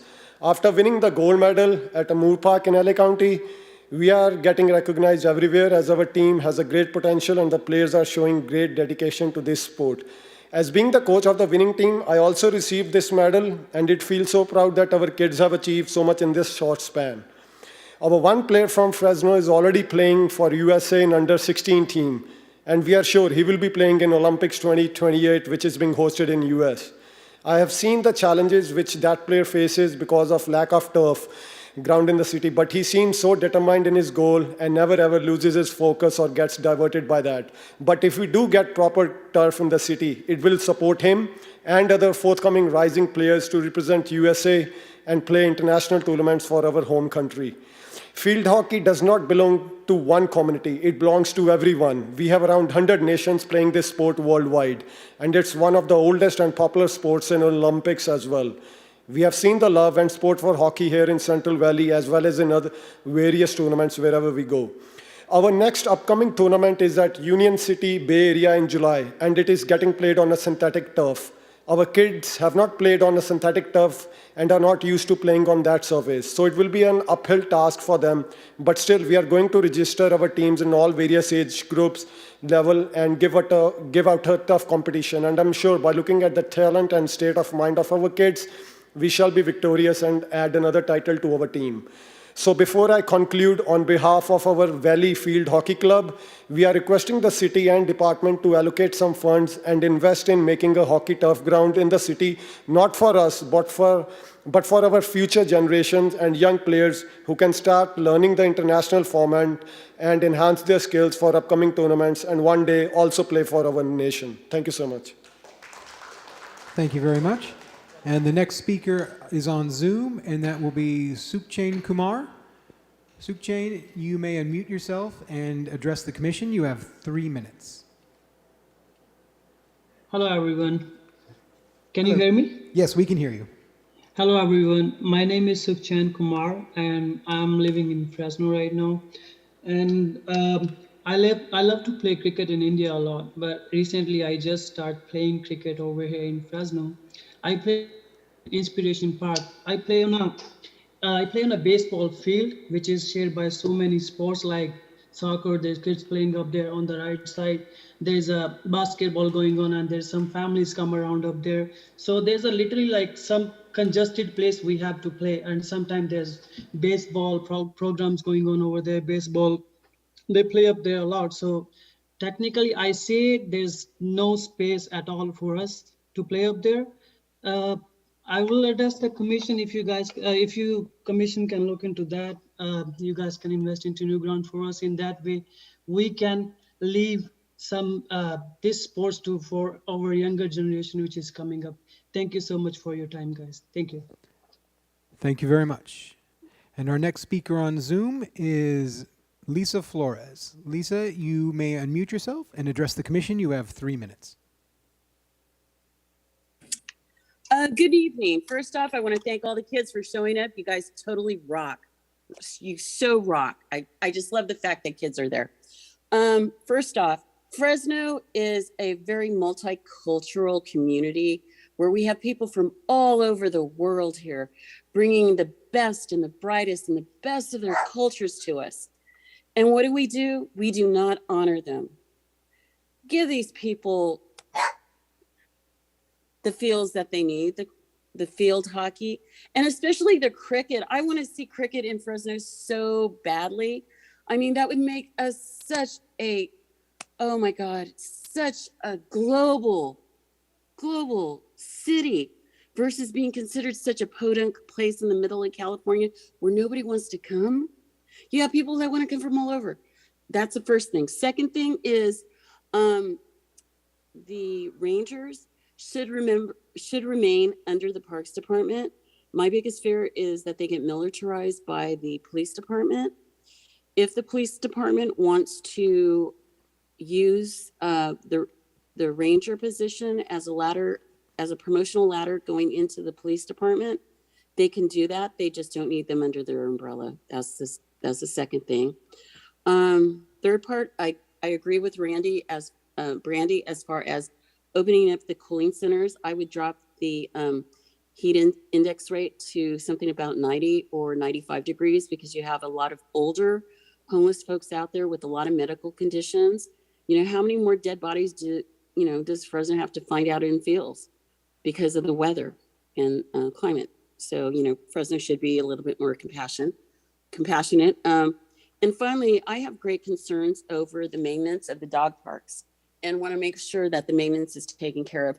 Recently, I've been running a dog group, two of the biggest dog groups in Fresno, at a Roding Park for a great number of years. And we're actually back at the dog park. And I think my dog got parvo from one visit.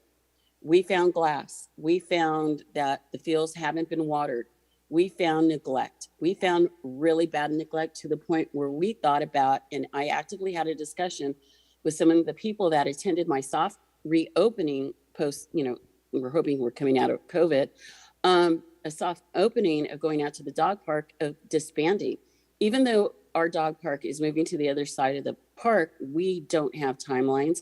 We don't have schematic drawings of what is actually happening. But what we have is dog poo. We have a facility that isn't raked and clean. We don't have garbage cans. We have leaves that have been there since fall, and we have glass. We have hypodermic needles. We have, and recently I found out that the homeless no longer use this dog park because it might have parvo. There is no way that the park has any sort of systematic maintenance of my beloved Roding Park. And we're at 3 minutes, Lisa. Thank you. Thank you very much. And next up on Zoom, we have Kelsey McVeigh. Kelsey, you may unmute yourself, and you have 3 minutes to address the commission. Hi, good evening, commissioners. My name is Kelsey McVeigh. I live in Fresno. Last year, I was working for a local nonprofit, and we were applying for a California Parks Department grant, and we hosted a series of workshops throughout the months of January and February of last year. I just wanted to come on to speak and to really echo a lot of the sentiments from the cricket community here. I saw firsthand how well organized they are, how passionate they are, and really what it would mean to that community to have a cricket pitch here in Fresno for them to call their own. So I really want to encourage the commission to make that a priority.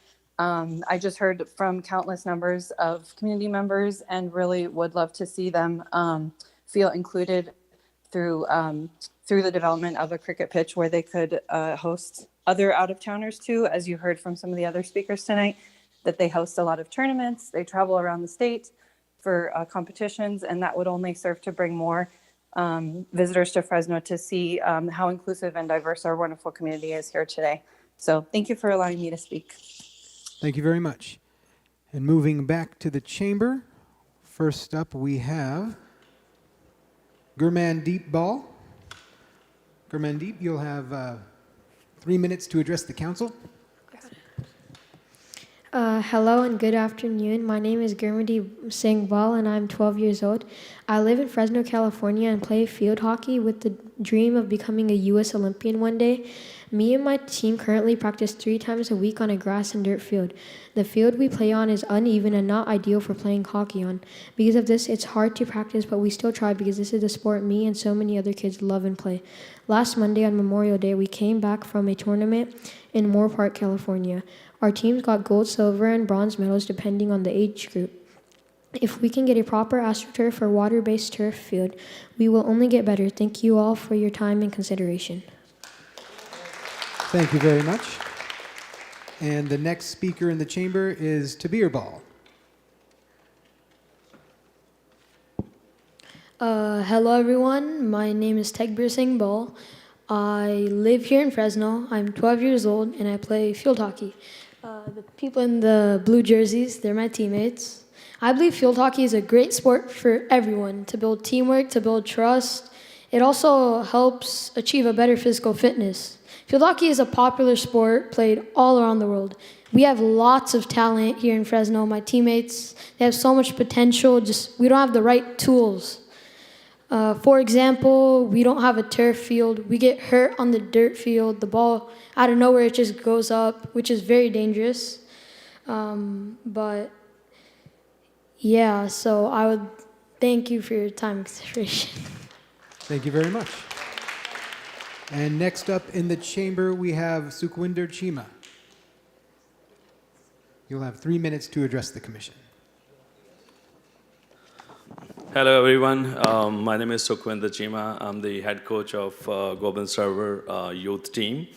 And we started 15 months ago just with myself and my son. And when he got selected for the US U16 team, then I had a vision that I want to bring this sport to everyone in Fresno and Central Valley, because this sport is very popular in LA and in the north area in San Francisco, but the youth is not playing in Central Valley.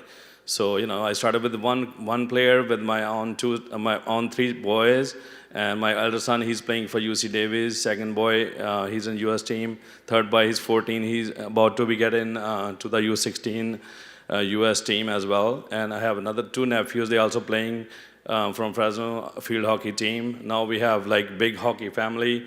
I want to take this sport to the next level. And that's why we need the turf field. I want to go a little bit in the detail what the AstroTurf is quickly. Ever since field hockey was played on AstroTurf in the 1976 Montreal Olympics, AstroTurf has been the gold standard for the game. By supporting the FIH, the Field International Hockey Federation, USA Field Hockey, and the National Field Hockey Coaches Association for the years, AstroTurf has demonstrated time and again its commitment to the growing the game and providing access to more high-quality pitches at all levels of the sport. And the benefits of using AstroTurf for the kids, obviously AstroTurf's fast-playing, non-directional, uniform products are demanded by the top elite programs across the world. That's because AstroTurf understands that the outcome of the game should not be influenced by the surface. AstroTurf's Classic Series allows for a higher skill set to the flourish on the pitch, now with a greater variety of affordable and multi-purpose products. AstroTurf allows for skill development for youth and elite players alike. So that's why I want all these players to be the part of the US team, but we need the AstroTurf field so they can go to that level and we can train them and get more, the better coaches from the different colleges and the universities. And now I'd like to request to the city of Fresno to please set aside a budget for the field hockey in Fresno. And also, I don't really support, last time I was in the meeting, there was some budget was for the police department from the parks. So I don't support that. The money should be used just for the parks and the stadium, and also for the field hockey as well. So thank you all, and we have wonderful children over there. I'd like to say one name. He's a young guy. His name is Liv Raj. He's just 7 years old, and he was playing the two different formats in U8 and U10, and he was an amazing kid, and we beat all the teams coming from West Coast and East Coast, and the Fresno UA team was the #1 team. We just started like 15 months ago. So you can see the talent, and this talent has not to be stopped right now. This talent has to be continue for years to years, even we're not in this world. Thank you. Thank you very much. And moving back to Zoom, we have Tajinder Nahar. Tajinder Nahar, you have 3 minutes to address the commission. Please unmute yourself. Hi, everybody. Hello, everybody. My name is Tajinder Najar. I am a resident of the Central Unified community. I grew up by the JSK Park, which is just Ranjot Singh Park, and I just want to kind of make a push towards that park. As everybody has spoke in this meeting before, the soccer fields are getting worse. There's no nets. The basketball courts are getting worse. Especially the basketball courts, there's only 4 courts, and every other park has like 6 to 8. They have courts that are adjustable, and the main thing is those courts have nets, and this one doesn't. So I'm pushing for you guys to make a change at this park for the soccer fields. I grew up playing soccer there and basketball, and looking back at it right now, I really don't even want to go there. and I feel bad for the youth right now because it's just not a fun place to play. Everything is just kind of sort of messed up. And as far as for the cricket fields and the hockey field, the right side of that park, nobody really uses it. It's just all grass, and there's a baseball field that's not really much used. And I really think it could be very beneficial if we put that into a cricket field or a hockey ground and bring in tournaments, as people said. And not only will the tournaments help the game grow and help our youth, but it'll help this community get more exposure and more notice. And there was just a block party there a few weeks ago, and you see how diverse and tight that side of the community is, and I really think it will help. So thank you for your time, and I'm very proud of the youth for speaking today, and have a great night. Thank you very much. And the next speaker is Cynthia Cambino. You have 3 minutes to address the commission. Hi, Cindy Cambino. I'm with Christ Helping Hands Ministry through Fresno Church. I outreach and advocate for the homeless. But first, I would like to tell Dimitri Sporter, thank you for investing your time, your talent, and your love to mentor our youth on the West Side.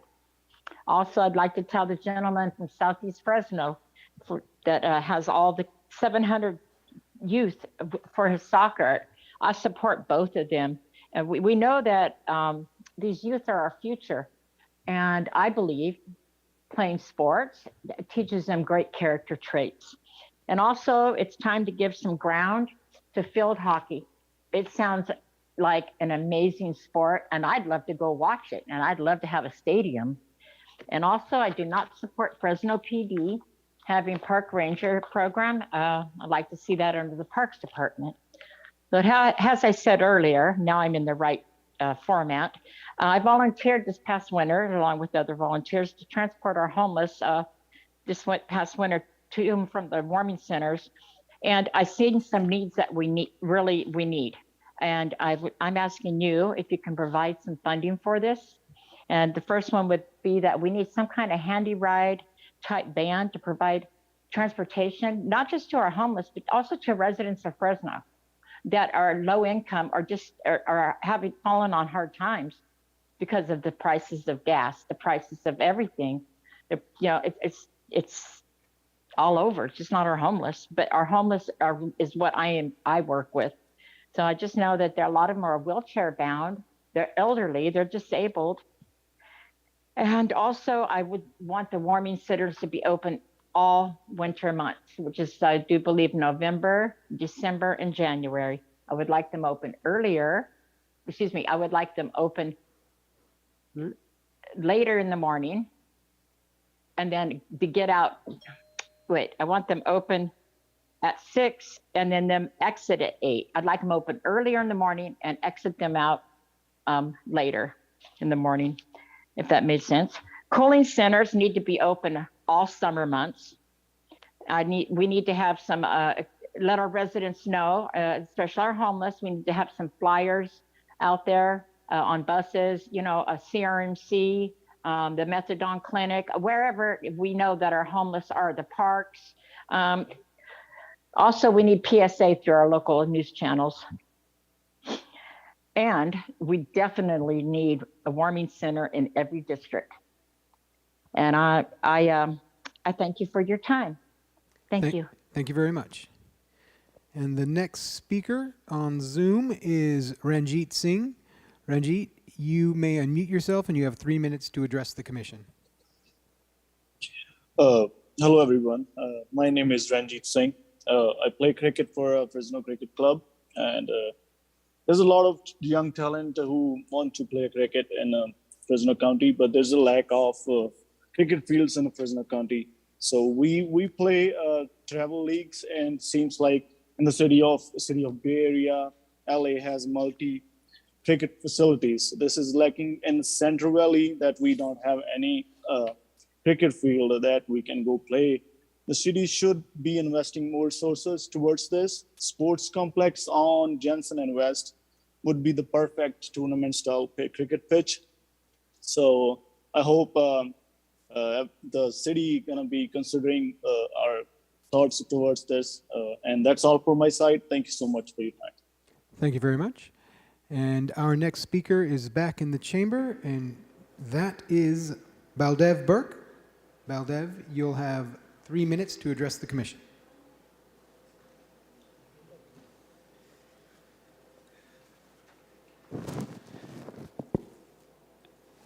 Chairman McCoy and the rest of the commissioners, thank you for allowing me the time to speak here in front of you.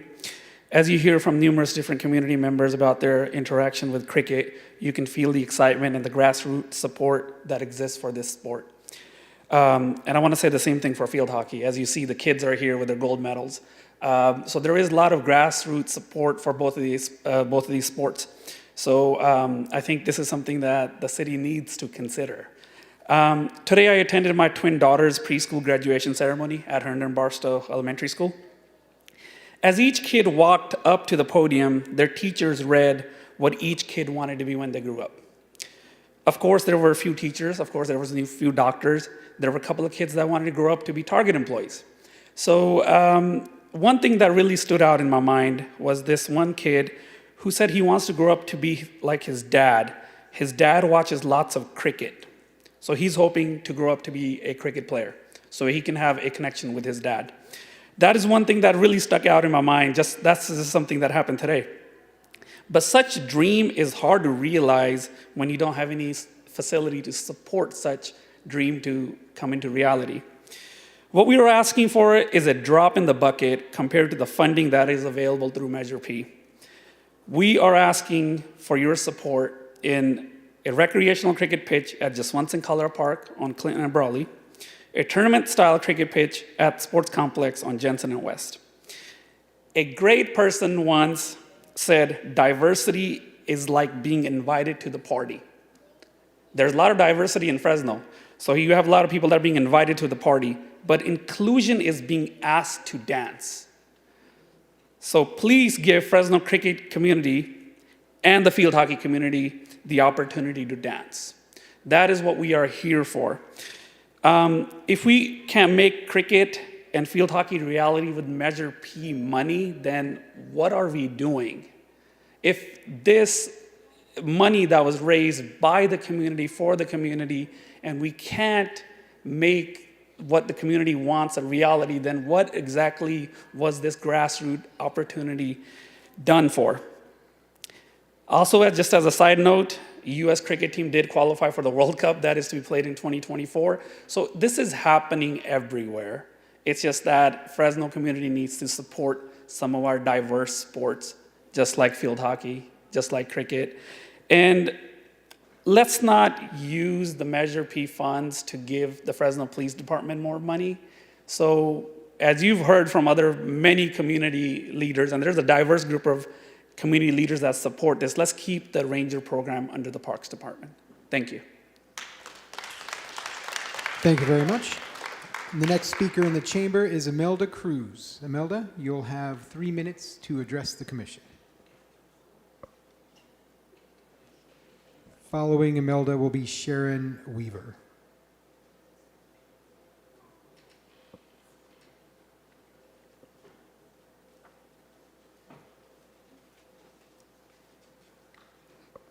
Buenas noches, mi nombre es Imelda Cruz.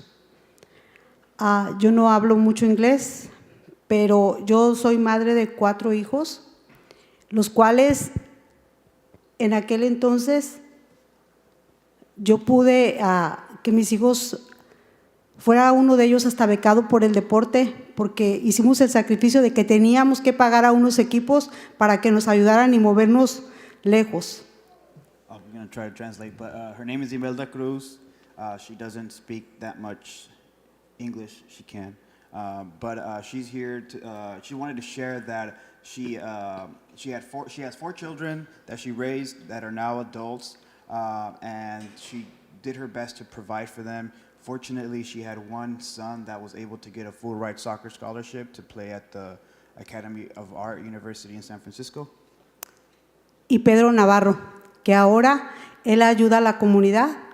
Entonces, me da mucho gusto ver a estos niños que están exigiendo a sus padres también que tengan la oportunidad de tener una cancha para el hockey, pero nosotros en ese entonces lo que requerimos y seguimos pidiendo son para las canchas de soccer.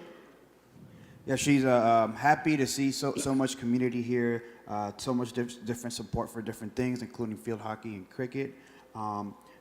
She's also mentioning that as she raised her children, the soccer fields that we grew up playing didn't change much, and they're still in the same condition, if not in worse condition. Ahora, como adulto que soy, mi comunidad hispana, somos las minorías que así nos consideran, vamos a los parques a querer hacer ejercicio, hay vidrios, hay hoyos, entonces hay que pagar un gimnasio porque también no hay seguridad. Yo quiero hacer zumba y todos tenemos que pagar. ¿Por qué no invertir ese dinero que hay para que estén mejor esos parques y para que haya más seguridad para todos nosotros? Porque de otra manera apenas nos alcanza el dinero para comer, para pagar nuestras rentas, como para todavía estar pagando un gimnasio o un lugar para hacer zumba. Yeah, so I'm, as a Hispanic person and many other folks that I know, we're park goers. We like to go to the parks, but unfortunately there's a lot of broken glass. It's very dirty, and it's just in disarray. And also, I don't think it's fair that it's difficult that many people to stay active, we have to pay a gym membership to be able to find better facilities. It's already hard enough to provide our family something to eat, but we like to do different activities, from Zumba, from all kinds of different things. Mi comunidad se ve muy afectada por la diabetes. Yo soy una persona que tiene diabetes. Queremos salir a caminar al parque y la verdad crean que no es tan agradable. O madrugas muy temprano porque tenemos que ir a trabajar, o tienes que ir muy tarde y no hay buena luz, y como les digo, los parques no están en buenas condiciones. Si hay ese dinero, hay mucho donde distribuir, y padres, tenemos que exigir que se nos apoye en que los parques estén bien, porque es más barato que ayuden a eso a que tengamos hijos en la cárcel. Yeah, so it's, as she mentioned, the parks are in really poor condition. She urges more parents to get involved, because parks are a good way of getting youth out of the streets and into activities, into parks, and providing them into a better future. Orgullosamente puedo decir que en mi casa estuvo un muchacho, lo apoyé con lo que pude pobremente, y ahora ha jugado profesional y está jugando con Fresno Fuego. Y tengo el ejemplo de mi hijo, que él ahora queremos ayudar a la comunidad porque sufrimos, sabemos lo que desde abajo teníamos que luchar, y ahora ya se abrió el camino. Por eso hay que luchar y que se nos apoye, y esto sirve mucho. Tenemos que unirnos como comunidad, seamos hispanos, seamos Bon Jovi, seamos de la comunidad que seamos. Ustedes ya tienen el dinero, distribúyanlo para nuestra gente porque tenemos la necesidad. Gracias. Yeah, so she was giving an example of when we were, she's my mom, by the way, but when we were younger, we had a player that now plays for the Central Valley Fuego. He needed a place to stay, and we supported him, and now he's a professional soccer player. There are many children here, cricket, field hockey, soccer players, that can't be as successful if we give through Measure P dollars that same kind of love that we were able to give to this young person. But these parks are a great opportunity to better our communities. Let's go all in. Thank you.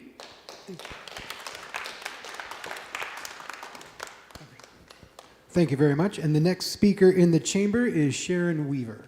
Sharon, you'll have 3 minutes to address the commission. Good evening, commissioners, and thank you for the opportunity to speak with you this evening. This is an exciting time. We're in the first full year of Measure P funding, which means there's opportunities to do all kinds of amazing things for our community.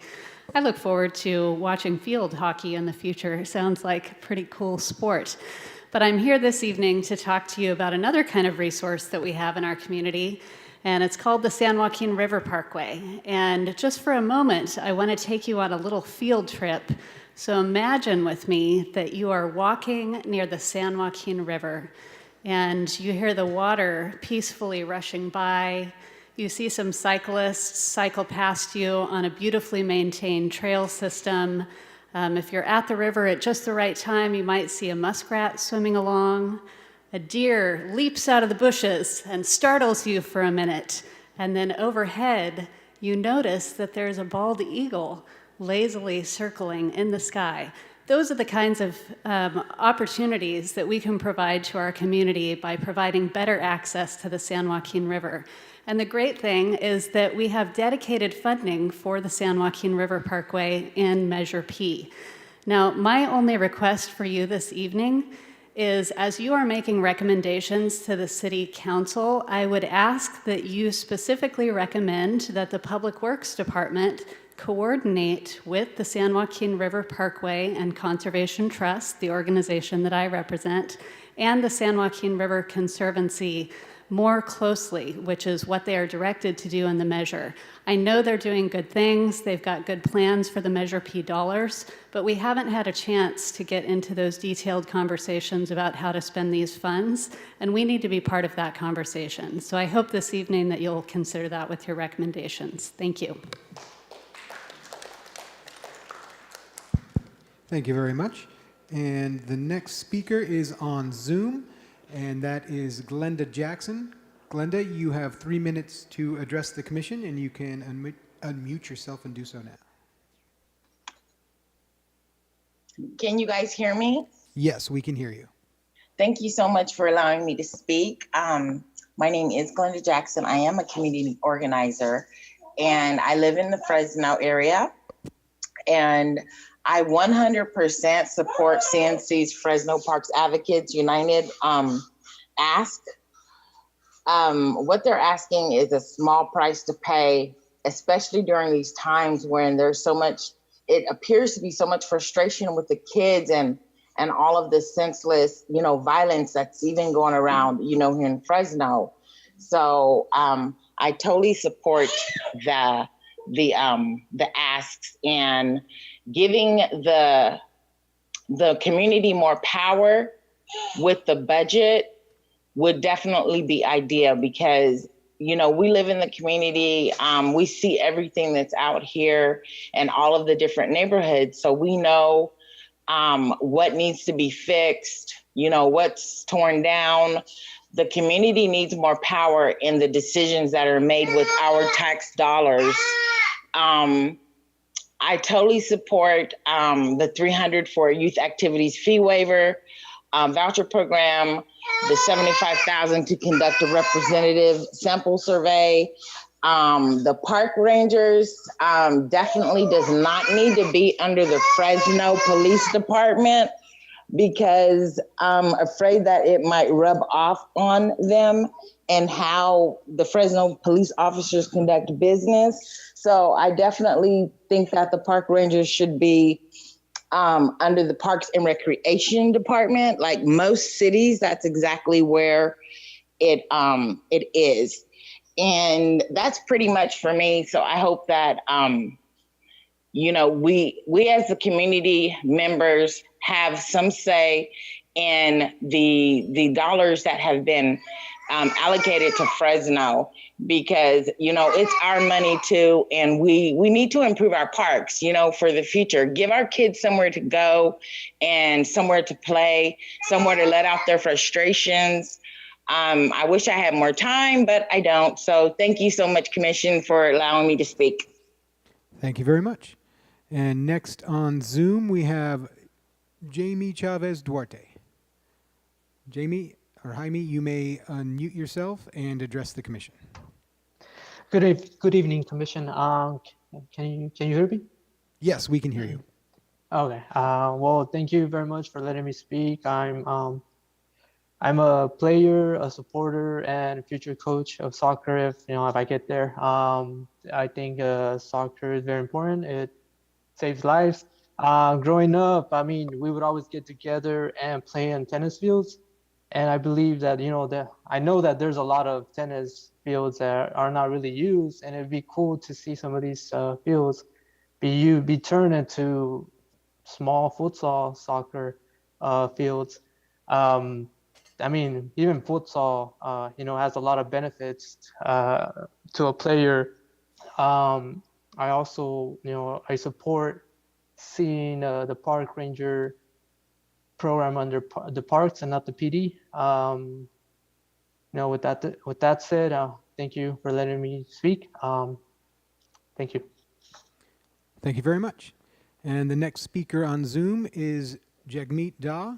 Jagmeet, you may unmute yourself and address the commission. You have 3 minutes. Thank you. Hello, everyone. I appreciate everyone who's still on this Zoom meeting and out there in person after a good 2 hours of this conversation. I've been learning a lot through the process, and I come to you as a physical therapist and a business owner in the Fresno community. I grew up over in West Fresno near what is now Independence Park and Teague Elementary, and I do really appreciate what Independence Park has added to that area in terms of access to nice basketball courts with adjustable heights. It's been just great for my nephews and really fun for me and my cousins as we get out to play out there. I grew up playing basketball, soccer, and tennis in the Fresno area. Now I live out here in the northeast side of town, and I've been working with Fresno Parks Advocacy Group, and we've had a lot of good conversations over the last year and a half. And just coming into these meetings now, being able to build some action around some of the research that some of the members have done and the community has been doing for so long. So I'm just very excited for this moment. I do want to support the budget that the Fresno Parks Advocacy Group put together, and would also just love to support everybody who's coming on here and talking about growing the sports and recreation in the community.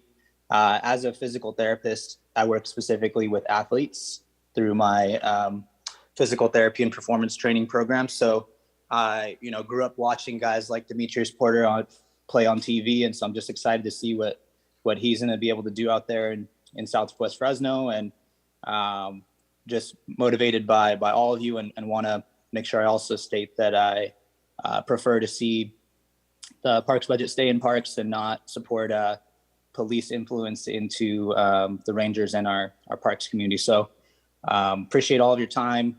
Thank you for having me, and look forward to hearing and discussing more about these opportunities in the future. Thank you very much. Our next speaker is in the chamber, and that is Armand talking about field hockey. You'll have 3 minutes to address council, the commission.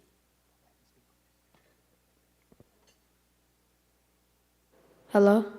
Hello, my name is Armand Panach, and I'm here to support for field hockey turfs because currently we play on dirt and grass, and the ground is very uneven and it's not very enjoyable because the ball bounces up and we have less control over the ball. And yeah, thank you. Thank you very much. Our next speaker in the chamber is Jackie Holmes. Jackie, you'll have 3 minutes to address the commission. Good evening again, everybody. Congratulations on all the young people who are being civically engaged and really citizens tonight. When you get what you've asked for, you know that you have a part and you have power and you can take care of it. Are there going to be any broken bottles out there? I didn't think so. I don't think so. So I'd like to say that I support the CNC community process of participatory budget development, and I support the recommendation that park rangers stay under the Parks Department. But mostly, I want to just be grateful for the public involvement. I've watched it come from hardly anyone here to a lot of young people and concerned parents and civic leaders. And let's have the San Joaquin River folks talk a lot with the planning people to the development people. I hope that we are able to get an engagement commission or committee. That's going to happen in 2 weeks, probably. Is that correct? in 2 weeks, we're going to have a hearing at the Parks Commission meeting, is that right? That talks about putting, what Sarah talked about. Are we going to have that? We're going to have an item on the agenda. And just a reminder, generally, they can give you a short, very quick response, but this is the time for you to address the commission. But I think Aaron might have a... Working? There we go. I think that's a motion that Commissioner Parks made, but I'll talk to Christy Costa, our attorney, on how to formally get that on the agenda, but I would anticipate seeing that on the agenda soon. All right. I'm going to break the rule and say community engagement is why Woody is here. Woody's labor. When he was in El Dorado Park, he helped clean the alleys. When he went to the west side and there were alleys were terrible behind him, he invited us to come and to include the residents. It builds community. The assets are the people. We need the money, and we need, Aaron, we need the government. But it's the people, like this gentleman back here, who said, we are always willing to give back. Include us. Include us.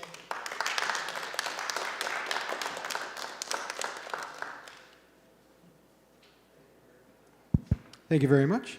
And our next speaker in the chamber is Luis Garcia. You'll have 3 minutes to address the commission.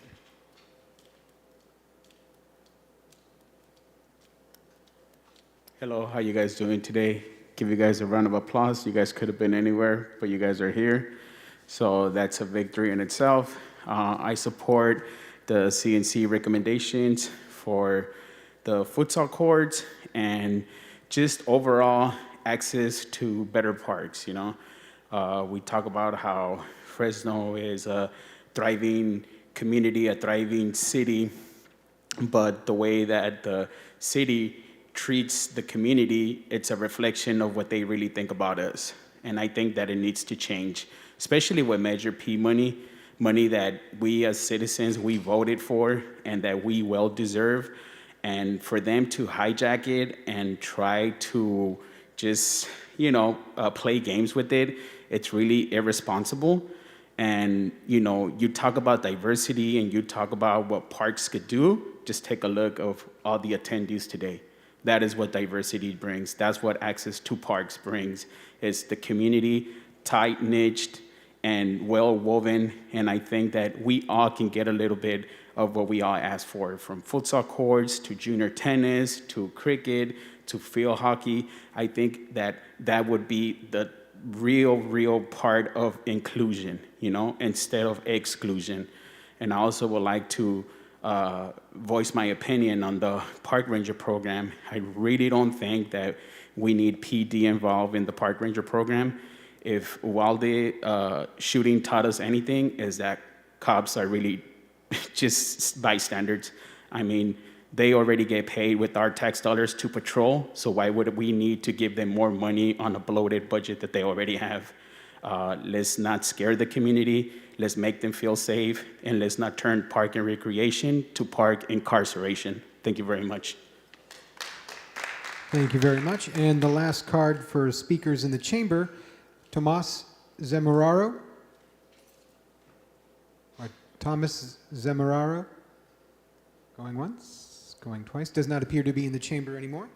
And that brings us to the last few speakers on Zoom. The first one being Amar Singh. Amar, you may unmute yourself and address the commission. You have 3 minutes.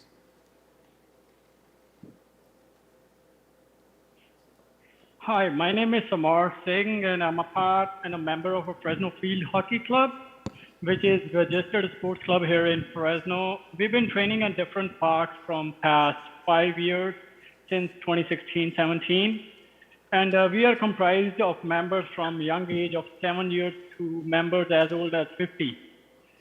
We have over 200 members that all have a love for field hockey and an abundance of youth who have the potential to represent the United States at Olympic stage. Currently, we have no designated field to practice field hockey. We utilize whatever comes available to us. I would like to request the commission to please include in their budget a field designated specifically for a field hockey so that the community has a place to come together and a practice to continue harness their skill. We would also like a permission to play on the football field or a turf on the weekends. Thank you for listening, and I would appreciate any kind of a help. Thank you very much. Thank you.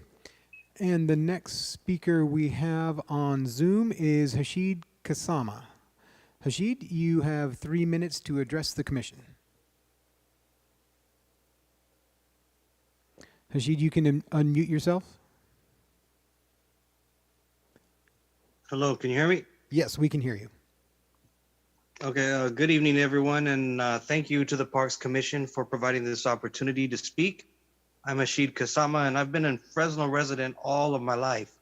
I grew up most of my childhood in the Highway City West Central area and also in parts of the East Central Mayfair District area throughout my teens and early adulthood years, and currently an El Dorado Park District 4 resident. I would like to voice my support for the demands list provided by CNC, which stands for Communities for a New California, which is what the organization represents. CNC has made sound efforts to gather community input, amplifying the voices of the neighborhoods most impacted throughout the city. A thorough and wholesome organic grassroots process which not only engages the common working class, but also engages our youth has been implemented in gathering this input. Most of the parks south of Shaw and west of Golden State Boulevard near the 99 freeway have been neglected for far too many decades, thus leading to negative reactionary forces on the streets calling our youth rather than positive resources and mentors for them. The youth want to feel belonging, a basic human need, and by demonstrating good sportsmanship and teamwork, we can provide that alternative and purpose for the greater good. I would like to advocate for the Park Rangers program to be administered in the hands of Parks and Recreation rather than the police department. Our youth need to feel safe when they play, engage, and be able to confide in figures that they can trust, not be further criminalized and profiled by institutions that have historically traumatized them based on the color of their skin, ethnic background, clothing, and other characteristics perceived by outdated racial stereotypes.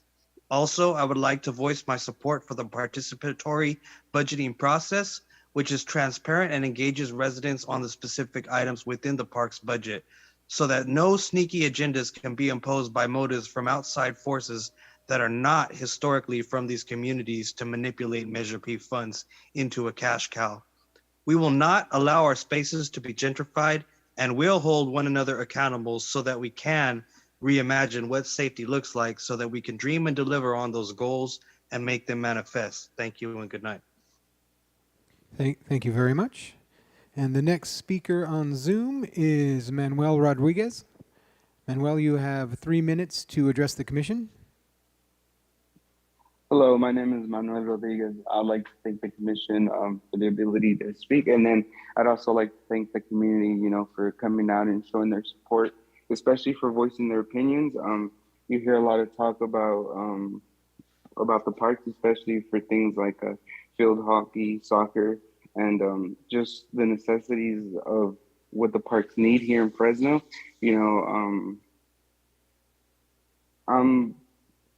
I've been currently, speaking to a lot of people in my community, especially through Communities for New California. And one of the things that I've got to learn from my community, especially, is the needs for just recreational activities, but also the resources to maintain those activities. A lot of people brought up a lot of good points. Whether you're playing like field hockey or soccer, you're going to come up with these issues that come up in Fresno parks when, there's no maintenance or there's no upkeep for the parks. And I think that's specifically why the, Measure P funds should be strictly for Fresno parks, especially things like participatory budgeting allows for the Fresno community to, really democratize where this money is going. The money is coming from the community. The money was set forth for the parks. So, it should always stay for the parks. And, introducing things like placing the Parks Ranger program under the Parks Department umbrella, that's allowing for a maximum, return on the money that the taxpayers, that the Fresno community has been doing.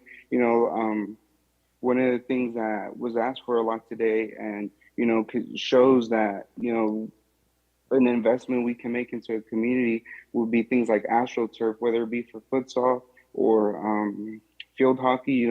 Whatever parks you use for, usually we have to share fields anyways, but just keeping that investment and knowing that we can have a return and that there's enough talent, and that especially the kids here in Fresno, they're the future of Fresno. And if we invest in an area where they could come and grow, they're eventually going to grow Fresno too, because of the heights that they can reach. So I think this is a perfect opportunity for the community to put into something that will eventually have just nothing but success and new heights for Fresno.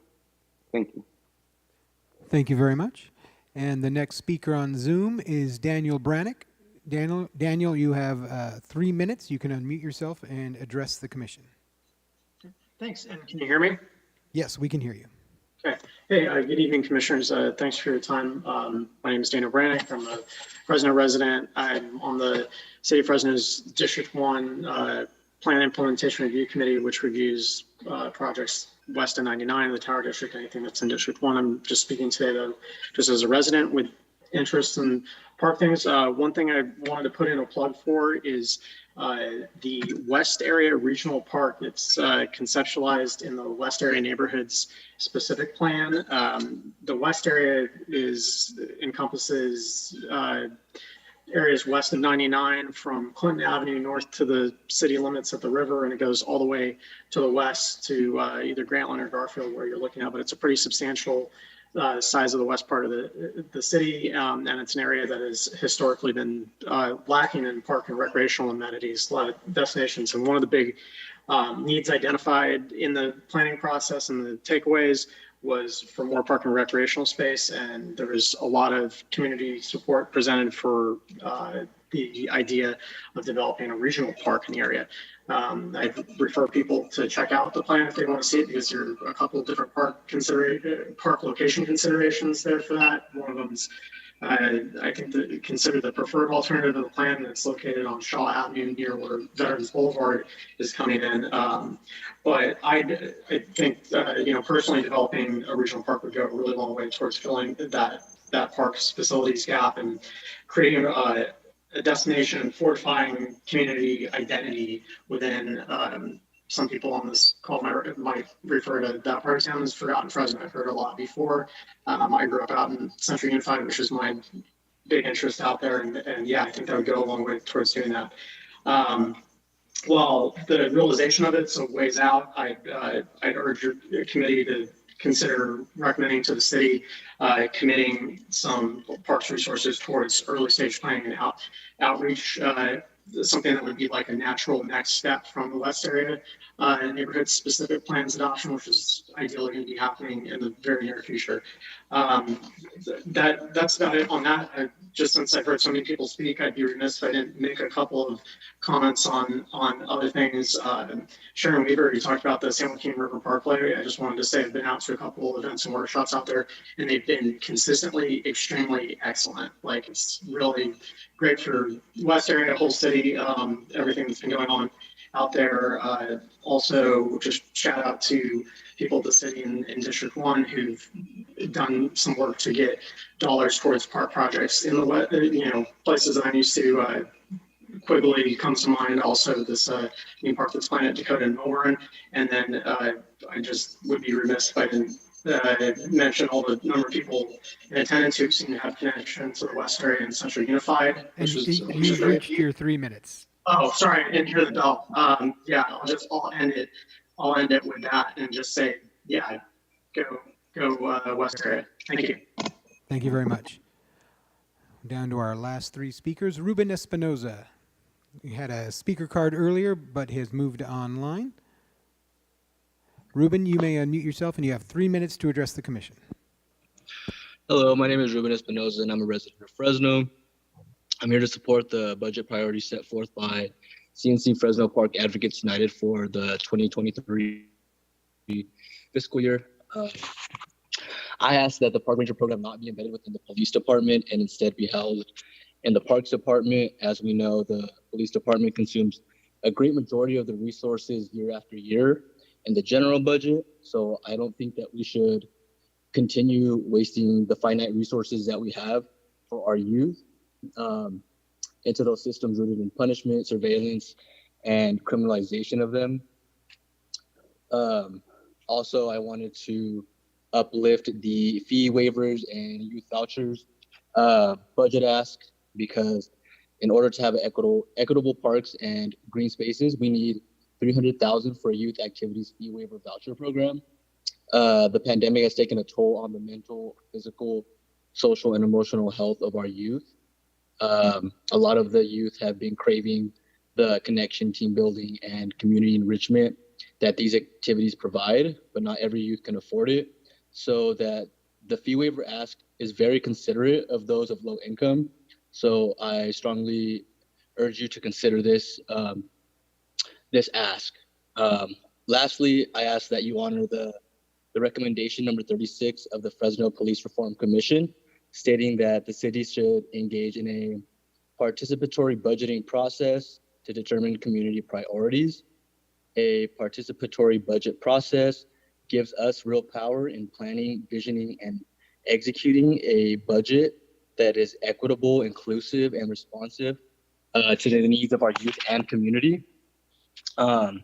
So for those reasons, I strongly urge you to adopt these budget priorities set forth by CNC Park Advocates United. Thank you. Thank you very much. And next up on Zoom, we have Baring Deep. You may unmute yourself, and you have 3 minutes to address the commission. Hi, my name is Rajdeep Baring. I would like to suggest that we should have a turf in Fresno, because then adults and kids could practice daily for their upcoming tournaments and for their upcoming Olympics in 2008, which they could represent for the USA team. Thank you.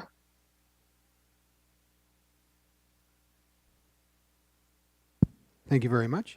And our final speaker on Zoom. The final speaker on Zoom, Armand Sandhu. Armand, you have 3 minutes to address the commission. Thank you, Chair and Commissioners. I'm here to support the field hockey. We've been playing field hockey since 2016-17, but we don't have any field hockey turf ground.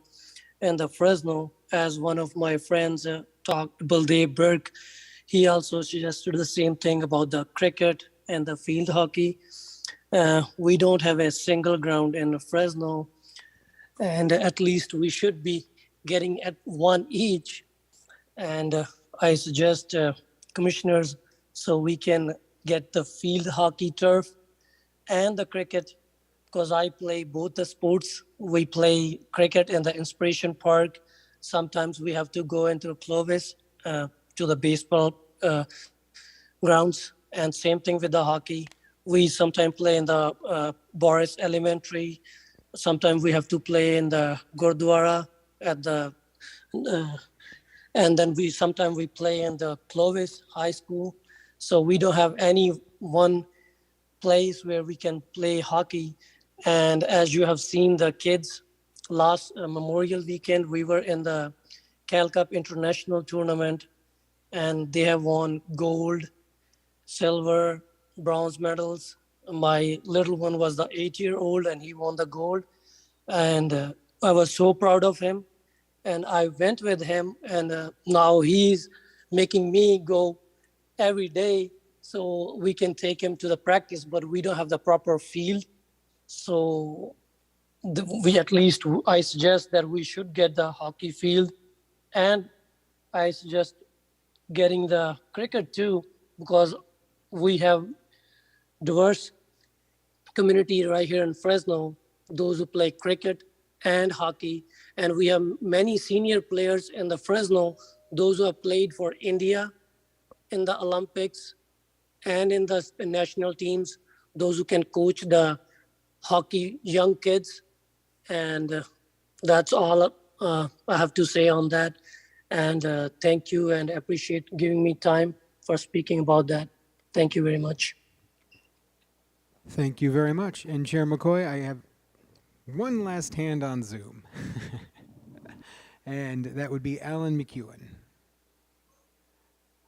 Alan, you have 3 minutes to address the commission. You can unmute yourself, Alan.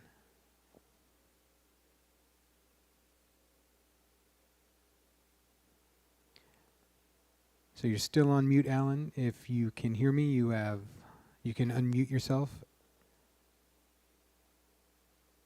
And give him one more second here. Looks like Alan is having some technical difficulties. And all right. Well, without Alan, we have finished our... Yeah, we have no more speakers in the chamber and no more speakers on Zoom. So, Chair McCoy, I'll hand it back to you. Thank you, City Clerk. Before I go to the commission, I see Christy has her hand up, so I'll go to Christy. Yeah, I just wanted to revisit Vice Chair Dolan's question from earlier because I don't think I was clear. To the extent that you are discussing the participatory budget process related to making a recommendation to set aside funds for that process, you can discuss it. But what the process looks like, who performs the process, et cetera, that should not be discussed here this evening, and that should be discussed at a later time. Thank you, Christy. It was in follow-up to Commissioner Parks's conversation about public input. So I think it's best left for the agenda item when that comes up. Thank you. Does any member of the commission have any questions or comments regarding this item?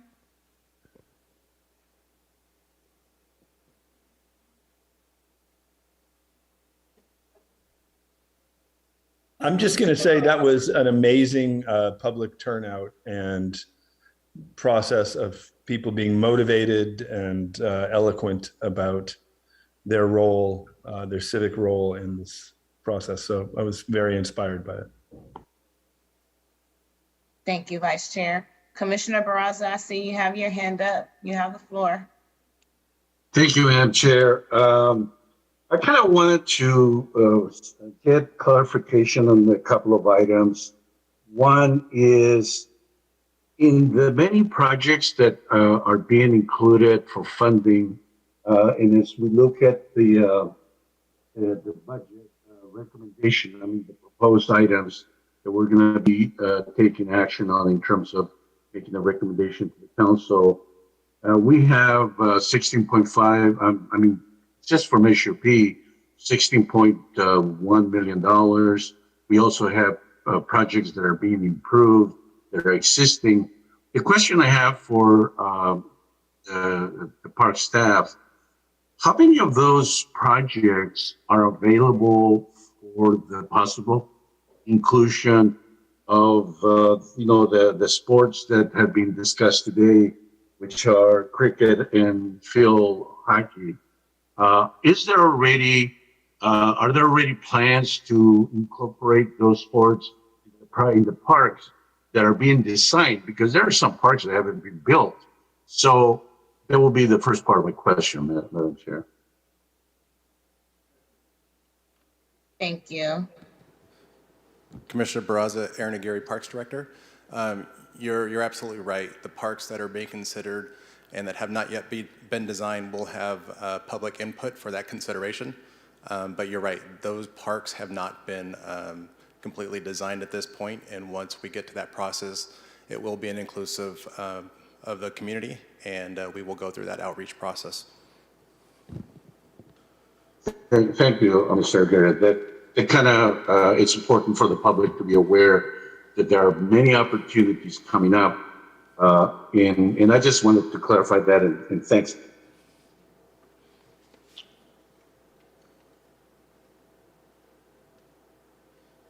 Does any other commissioners have any questions in regards to this item? Chair McCoy, this is Commissioner Parks. I have a couple of questions about kind of two separate parts of this. The first is related to the cultural arts funding allocation.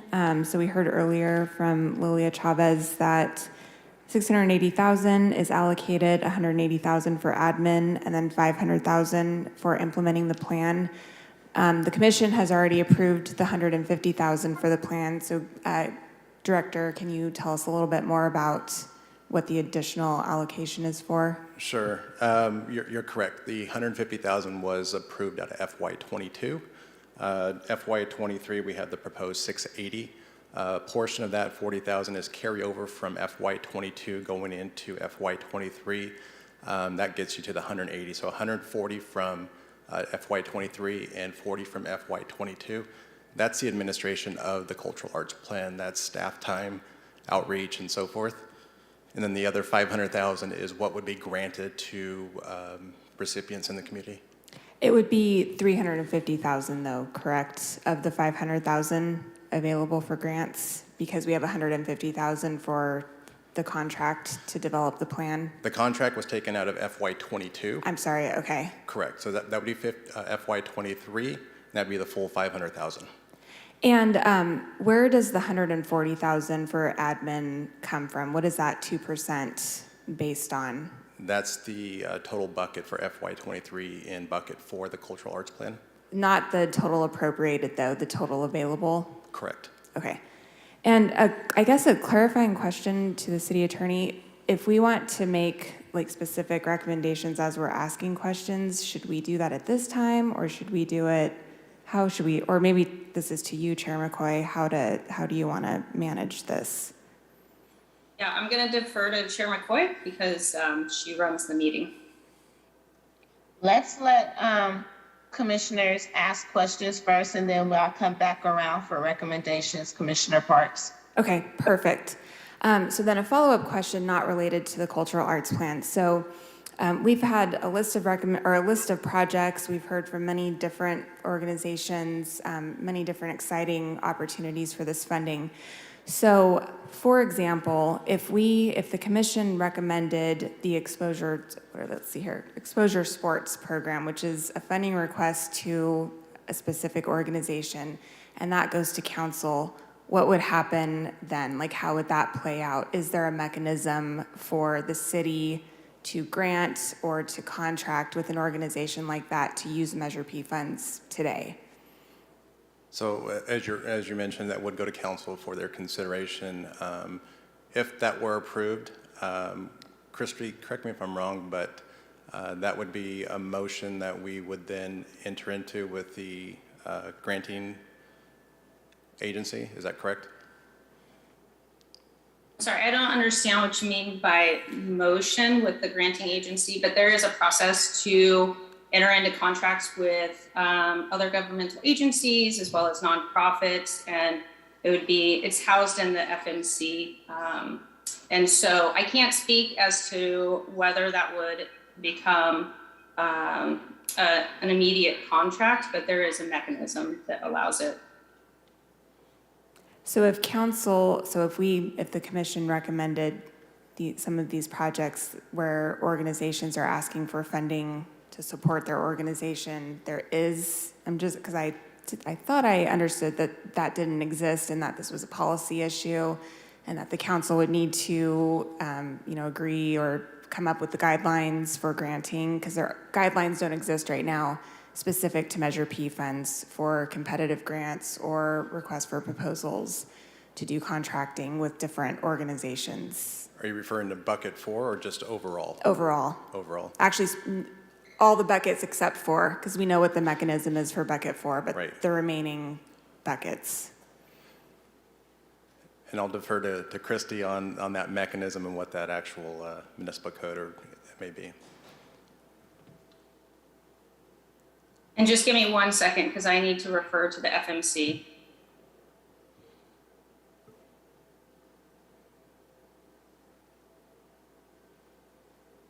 So it looks like the city could basically dedicate a portion of the funds to a competitive grant solicitation for nonprofit organizations. And so it would still go through a competitive process. And the only way I think to override that would be through the city manager's office. But that's a whole kind of internal thing that I can't promise essentially would happen. So, and I just want to make sure like that we're all understanding and clarifying. So it could happen, but it would have to be a competitive grant process. And as of this hearing, that those guidelines for Measure P funds don't exist. So that would have to be created as well. The guidelines would have to be developed and adopted by council. Correct. It would have to be a city council initiated competitive process with funds set aside for whatever that contract would look like later. Okay, thank you.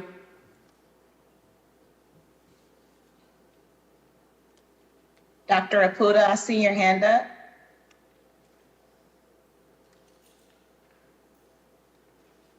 You're on mute, Dr. Apuda.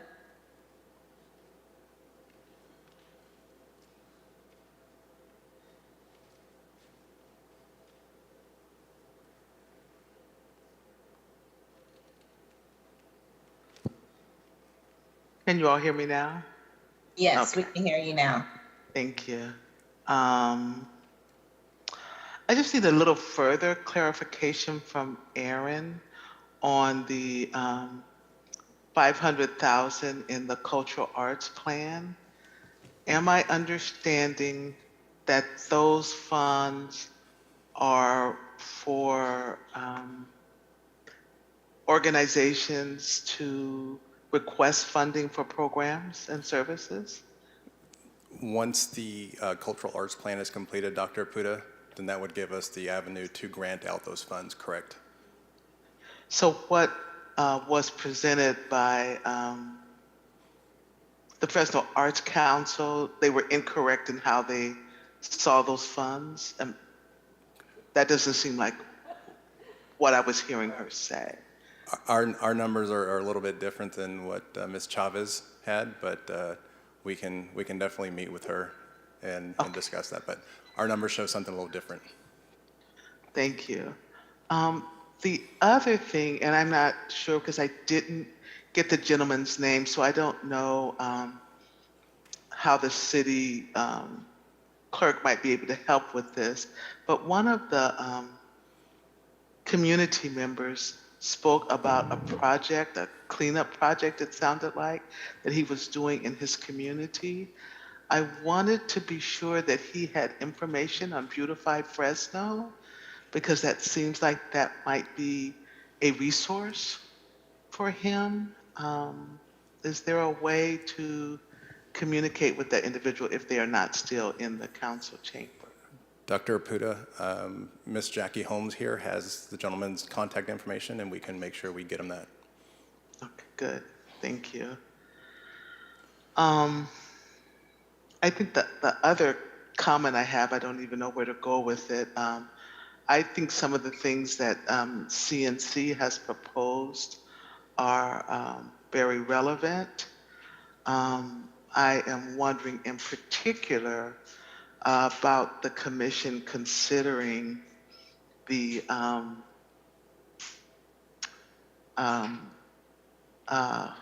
participatory budget process. I know that designing that process is not something we can discuss now. Thank you, Christy.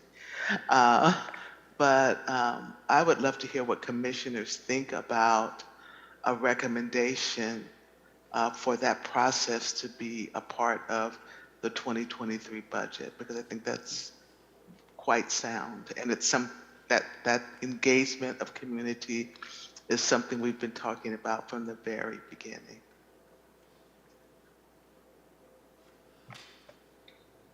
And that's all. I'd like to hear what other folks think. Well, this is Commissioner Cummings, and I would be very supportive of a participatory budgetary process. I am familiar with the sort of the technique used, and I think that it is absolutely relevant for our communities to be able to dialogue with us, with the city, on how to best use this funding. So I would be supportive of that.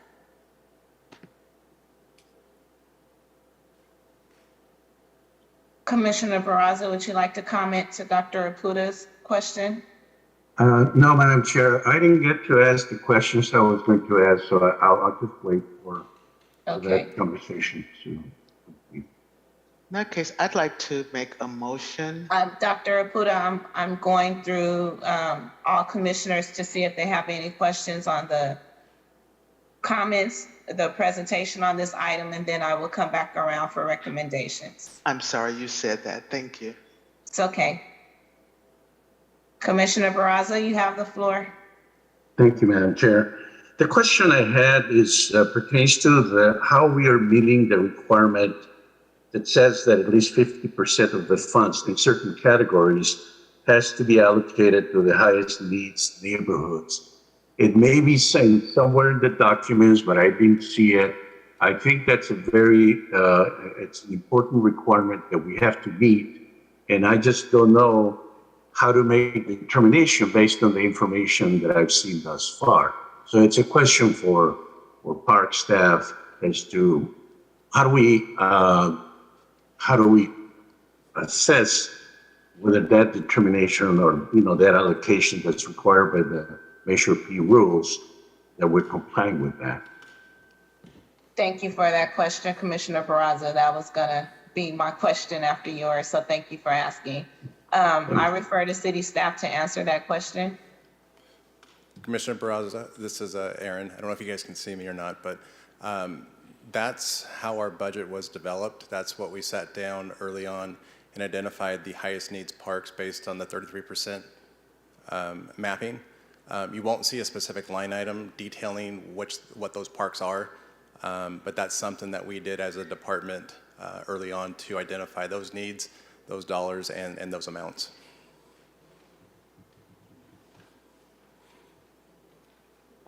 So we just have to trust you. I believe that we should be able to verify. That's our task. Our responsibility is to be able to make a determination that we're complying with the rules. Right. And because of that, I really would like to have a way of having the data to make that determination.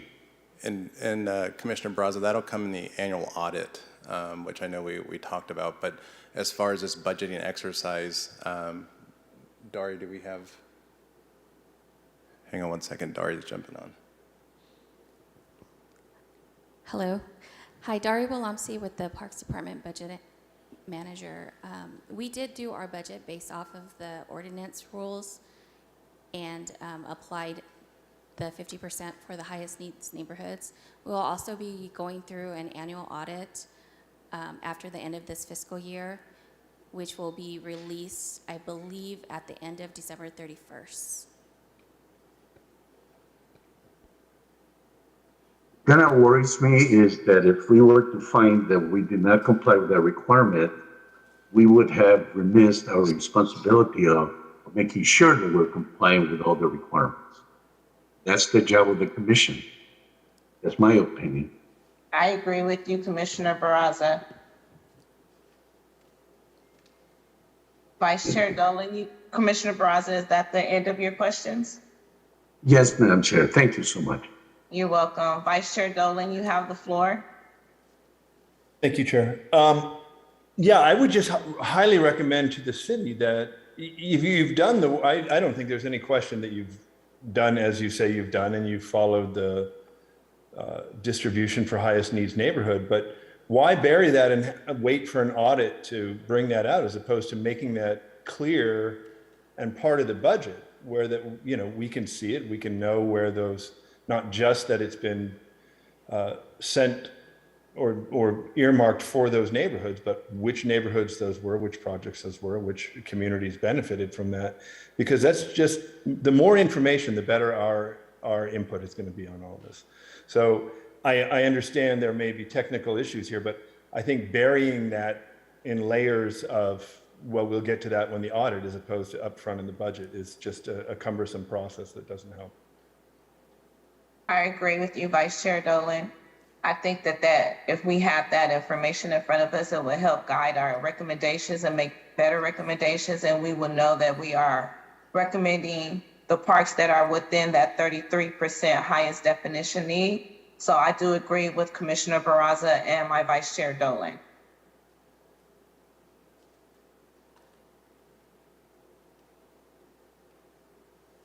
Do we have any other commissioners who have questions or comments regarding this item?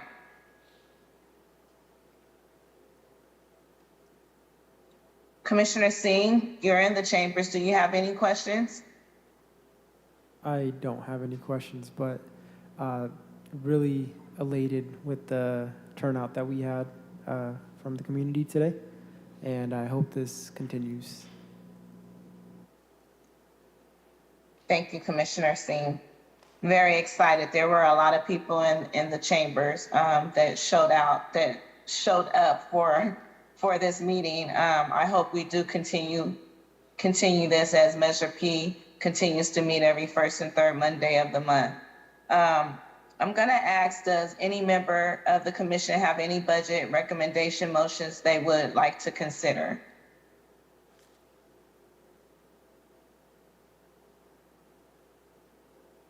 Dr. Apuda? Yes, I'd like to move for us to recommend CNC's recommendation of, I believe it was $300,000. I don't have that pulled up on my screen anymore, for participatory budget process.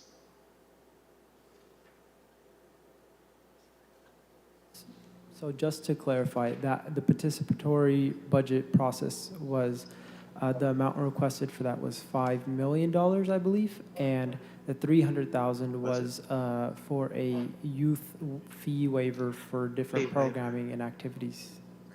Oh, thank you. I would also like to say that Commissioner Parks requested for a community engagement item to be put on the next agenda.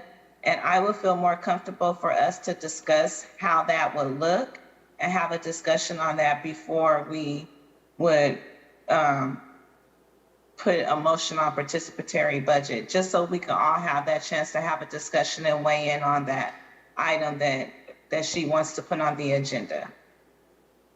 Let me ask this, and what is our goal tonight in terms of the budget? Is it to make a recommendation, or do we have another meeting?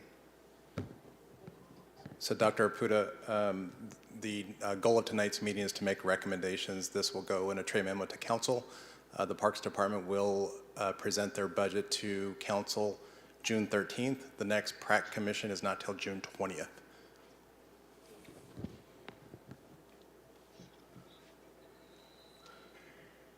Thank you, Aaron. Do I have a second on the floor for Dr. Apuda's recommendation? Can that recommendation be restated, please?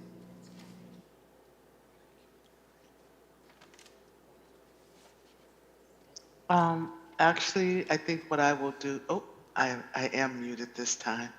Oh, no, I'm not. No, we can hear you. Oh, okay. The CMAC I was muted there. Okay. Actually, what I will do is, if I will withdraw that recommendation, and if someone else would like to restate it or make a recommendation differently. So I'm trying to. Do you have any other recommendations, Dr. Apuda? There it is.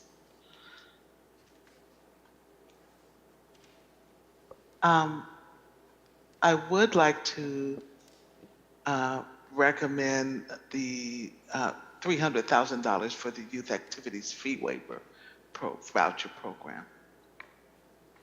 And I second that one.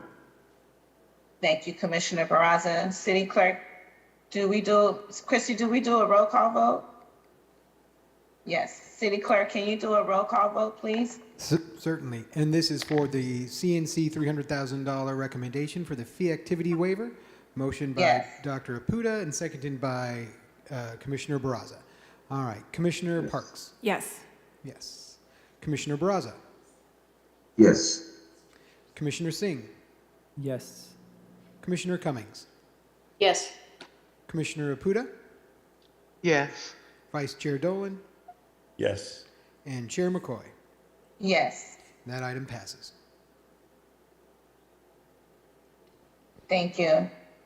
Do any other commissioners have any recommendations? Chair McCoy, oh, Yes, Commissioner Parks. thank you.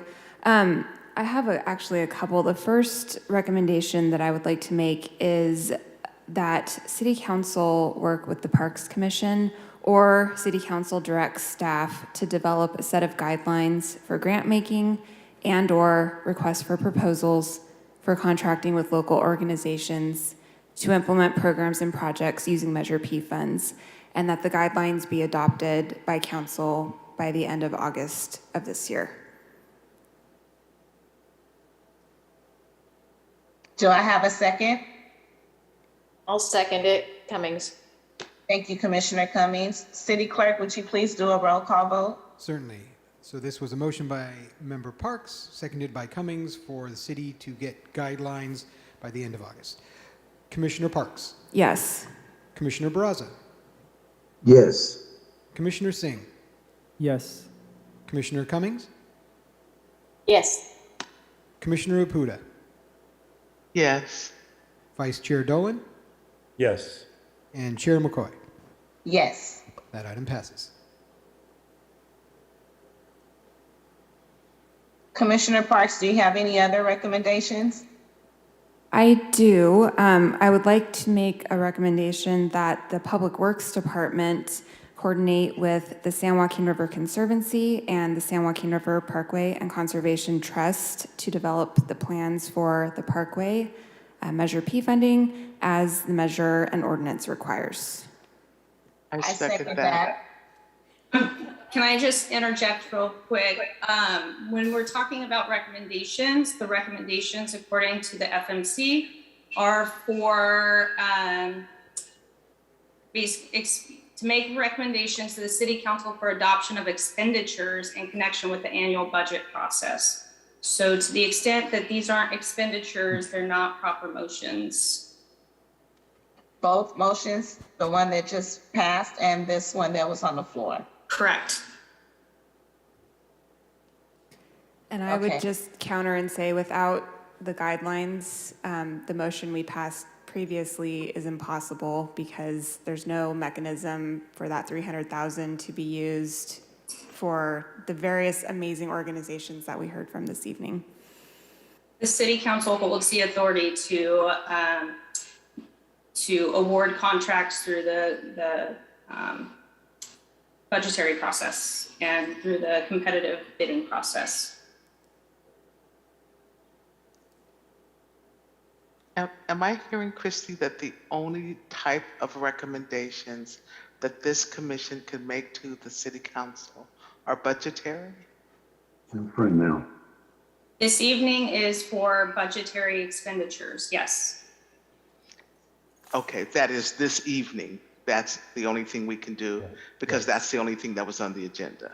Correct, yes. Gotcha. So after this meeting, there's a standing item that comes basically right before staff writes their budget, which is where a lot of these recommendations would be housed.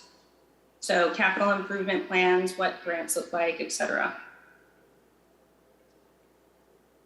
Okay, thank you. Commissioner Cummings, you have the floor. Do you have any recommendations?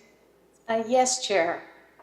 I'd like to make a motion to make a recommendation to fund $50,000 for a planning grant to collaborate with other agencies to implement a Parks Youth program for the civic education program, focused on civic education and civic values for youth around community centers, focused on Southwest Fresno. Do I have a second? Madam Chair, I didn't hear the last part of the motion, and there was something mentioned about Southwest Fresno, and I wonder, are we talking about South Fresno or is it just Southwest Fresno? Because Southeast and South Central also needs those programs. Yes, so this is actually a planning grant for an expansive civic engagement and civic values program working with youth and community centers. It's John Minkler's program. It would be piloted in Southwest Fresno, and there would be about 4 months until there was a full proposal for several community centers in high needs areas of Fresno to engage students in work that would reflect civic engagement, community service, service learning, those sort of active engagement for youth in projects to better their communities. So it's a $50,000 investment into a planning grant. I believe we heard that project, Commissioner Barraza, and I believe, I could be wrong, that project was going to start out at Mariella Brown. Okay. It doesn't exclude other parts of South Fresno once it's put together. Is that correct? Correct. I think that I understand it better with the clarification the Commissioner. So that sounds good. Thank you. Do I have a? I second that motion. Thank you. City Clerk, can you do roll call, please? Certainly. $50,000 motion for a planning grant in Southwest Fresno by Cummings, second by Apuda. Commissioner Parks? I'm going to vote no on this because, again, we don't have grant guidelines in place for this type of project. Commissioner Barraza? I'm going to vote yes. Commissioner Singh? I like the point that Commissioner Parks made, but I'm gonna say yes because I think once the opportunity to make the guidelines come, hopefully they'll be created well. Thank you. Thank you. Commissioner Cummings? Yes. Commissioner Apuda? Yes. Vice Chair Dolan? I'm very concerned about this process where, I mean, to Commissioner Parks's point, if we don't have the guidelines in place, and I understand why we're doing this because we feel more or less forced into it, but it just doesn't strike me as the best way to be doing this, that we should have an organized process and then funnel things through that framework as opposed to try to build a framework around the things we want to do. So although I think on intent, it's a very worthy motion, I'm going to vote no. And Chair McCoy? I would vote yes, but I do agree with my Vice Chair Dolan. This process that we're going through, it feels like we have to pull from everywhere to try to get some recommendations to be made to City Council without us being able to have things in front of us to make sure that we're allocating it correctly according to the highest needs neighborhood definition. So I'm gonna say yes on this one, but I just wanted to get on record that this is how I feel as chair. Thank you. And that item passes 5-2. Thank you. Commissioner Cummings, do you have any other recommendations? That'll do for now. Thank you. Thank you. I like to make a recommendation. I like to recommend that the Park Rangers program stays within the Parks Department instead of the police budget. I'll second. Thank Christy, you. Is that a budget recommendation, Christy, or is that does this fall under your previous concerns? No, I think that because what we're talking about is whether ultimately the police department ends up with the funds or the Parks Department ends up with the funds, that it's a proper budget motion. Okay. And I believe was that second Cummings? Sorry. Christy, just to clarify, that money is still in the parks budget. It would not go to a PD regardless. Well, then let me reword my motion. I would like to motion that the Park Rangers program stays underneath the Parks Department and not be under supervision of the police department.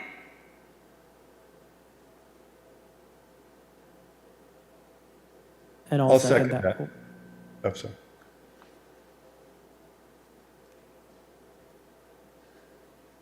So it was 2 seconds on the floor. City Clerk, I believe Vice Chair Dolan and Commissioner Singh inside the chambers. He's graciously opted to let Vice Chair Dolan take that one. Okay. Can we do a roll call vote? Certainly. Motion to keep the Park Ranger program in parks in its entirety. We have Commissioner Parks. Yes. Yes. Commissioner Barraza. I would vote no because I believe that this project requires interaction between the park rangers and the police department, because the incidents that occur at the park are really at times complicated, and the park ranger does not carry any weapons it's going to be able to handle. So there has to be a connection. So my vote is no. Thank you. Commissioner Singh. Based off the last presentation, just a little clarifying point for Commissioner Barraza. The presentation we were given by the member from the police department, the park rangers would not carry weapons regardless. But with that said, I vote yes, I believe yes. Thank you. And just for clarification, typically when we're taking the vote, it's done without an explanation of the reason behind your vote. That discussion should take place before we actually get to the vote. Commissioner Cummings? Yes. Thank you. Commissioner Apuda? Yes. Vice Chair Dolan? Yes. And Chair McCoy? Yes. Thank you. That passes 6-1. Commissioner Cummings, you have the floor. Yes, Chair. I have a question about specific amounts of money to be recommended. Can we recommend, for instance, this evening, reflecting public input, can we recommend that funding be set aside for perhaps like cricket and field hockey facilities as determined by parks and the sort of public engagement process, but not have a certain amount of money, or how would I go about that? So yes, you can recommend funding just be set aside and defer to the various departments to determine what that allocation should look like to fulfill that recommendation. Commissioner Cummings, Yes. I wonder if you would consider modifying that to ask that we recommend money be set aside to study multi-use fields. And my only concern is that, and I admit that I do not understand the intricacies of either cricket or field hockey from the standpoint of space and area, but 10 years from now, it might be team handball, or might go back to another sport or whatever. And I feel like the more we create single-use fields, the more we create this problem down the road again. And that the more we can create fields that can fulfill multiple needs, the better we will be in terms of being inclusive in what we offer. But I could be wrong about that just on the facts of being able to combine these spaces, but I think it would be worth a study.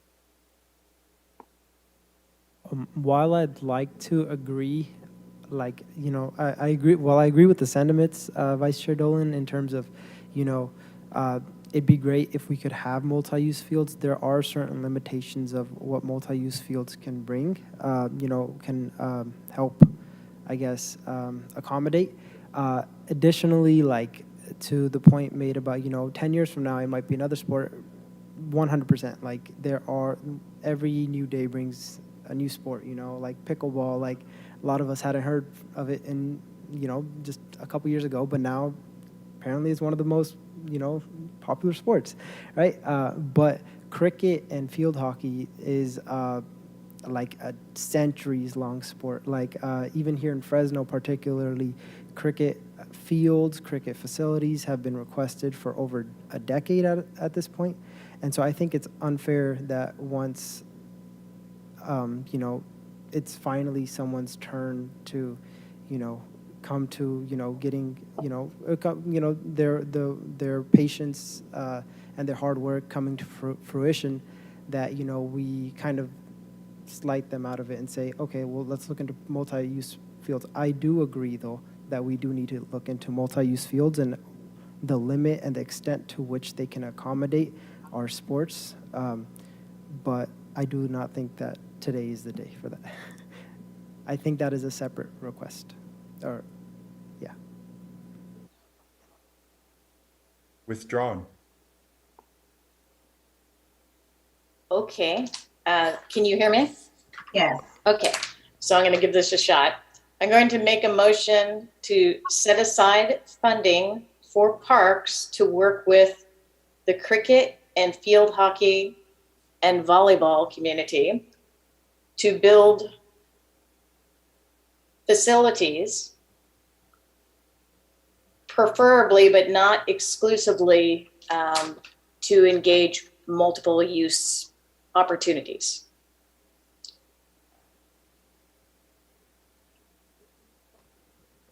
Is there a second? I'll second that. City Clerk, can you please do roll call vote? Certainly. Commissioner Parks, Yes. Commissioner Barraza, Yes. Commissioner Singh, Can that motion be repeated? Sorry, Commissioner Cummings. Sure, let me give it a go here.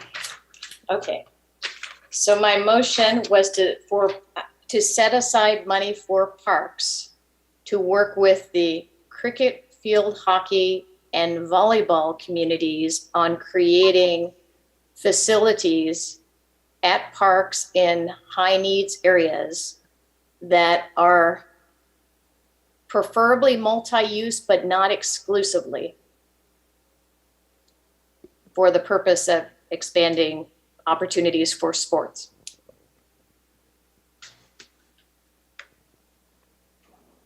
Can there be an amount? I don't have to specify an amount. So I know that this is not the time to ask clarifying questions, but can I? Okay. Yeah. It's typically explaining your vote isn't allowed when you're motioning. Okay. So by highest needs, are you saying in the highest needs definition that the Parks Commission has come with, or highest needs in terms of the communities that utilize those sports most often?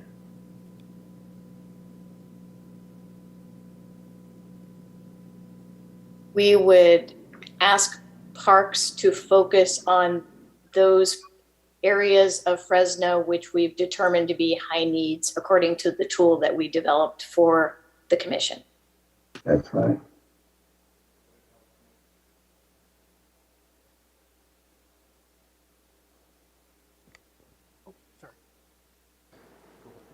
Commissioners, would it help to repeat what those parks are in the highest needs, or are you guys pretty familiar with?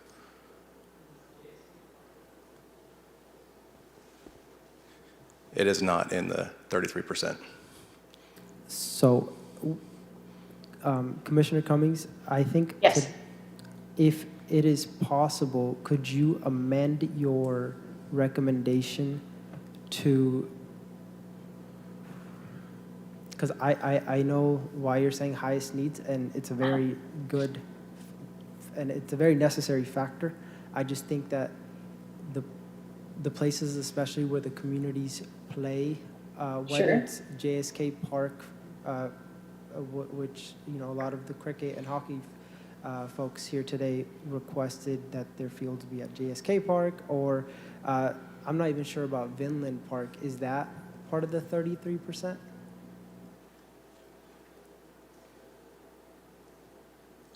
Aaron, could you help us with that? I'm looking right now, Commissioner. Thank you. Vinland is not in the top 33%. Okay, so with that kind of new knowledge, I'd like to request that you amend your recommendation, but if you choose, only if you choose to. I would love to amend the recommendation because I want the facilities to be in the parks where they will be utilized the most. And I'll just ask quickly, is the second Vice Chair Dolan okay with still supporting that motion as amended?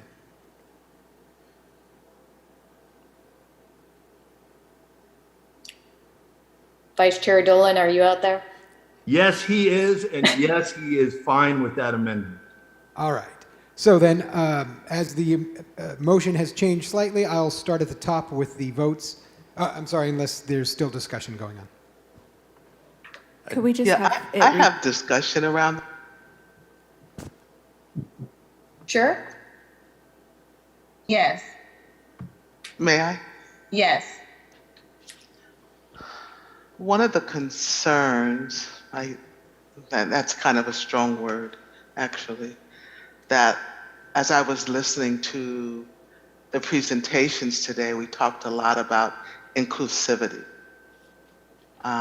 And as I'm hearing this motion reworked, it brought that up for me again. And that is, are we limiting the population to whom these particular sports will be promoted to? Are we limiting the children who will be involved in these sports? The way I hear that motion being reworded starts leaning more towards that to me. And I guess concern is not a strong word. That's concerning to me. Because as I was listening to a community whose needs need to be met, at the same time, anything that we put forward is for all of Fresno, not specific groups only. And so that's what concerns me about the rewording of the motions and concerns about where these parks, where these fields might be developed. Commissioner Oputa, I believe that we just removed the focus on the high needs tool that we utilized for the commission so that it would be an opportunity to actually have a discussion with the community, cricket, field hockey, and volleyball about where these facilities might be most useful. I understood that. So that, or at least that's the clarification that I understand. And hopefully this would be the beginning. Hopefully this would be the beginning, right? So that. I understood that, and my comment was based on that. Oh, okay.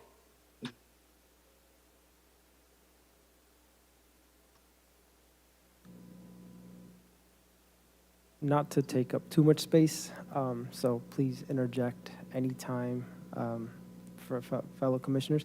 I really see your point, Commissioner Oputa. That was one of my concerns too. That's why I was kind of like iffy even about taking the highest needs portion out of Commissioner Cummings' recommendation, or about requesting that it be taken out.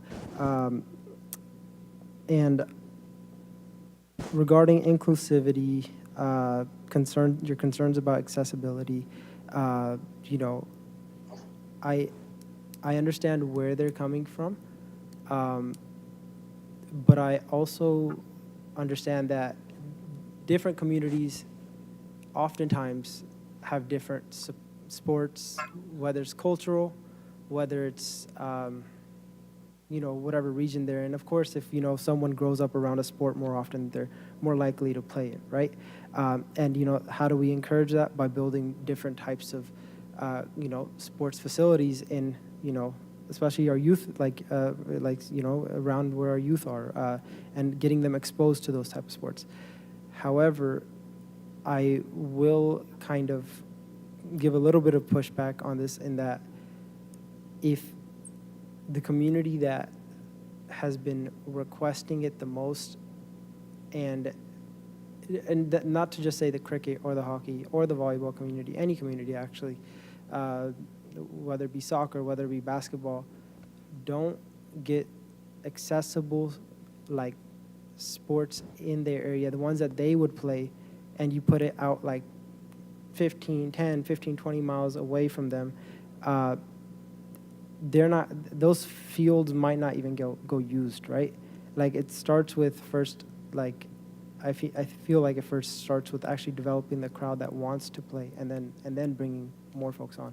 I think it's a process that goes hand in hand, but I may be wrong, and I really understand your concerns, but just want to let that be known too. And your point is well taken. It's well taken, sir. Do we have any more discussion on this motion? City Clerk, will you continue with roll call vote, please? And certainly, starting at the top with Commissioner Parks. Yes. Commissioner Barraza.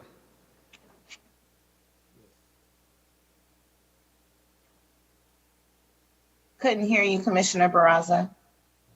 Yes, Madam Chair. Thank you. Thank you. Commissioner Singh. Yes. Commissioner Cummings. Yes. Commissioner Opuda. Yes. Vice Chair Dolan. Yes. And Chair McCoy. Yes. All right, that passes 7-0.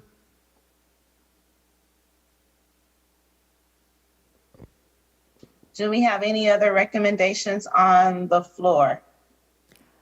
This is Commissioner Parks. I have one more recommendation, and I'm a little bit confused on the numbers still, so do my best to get this one right.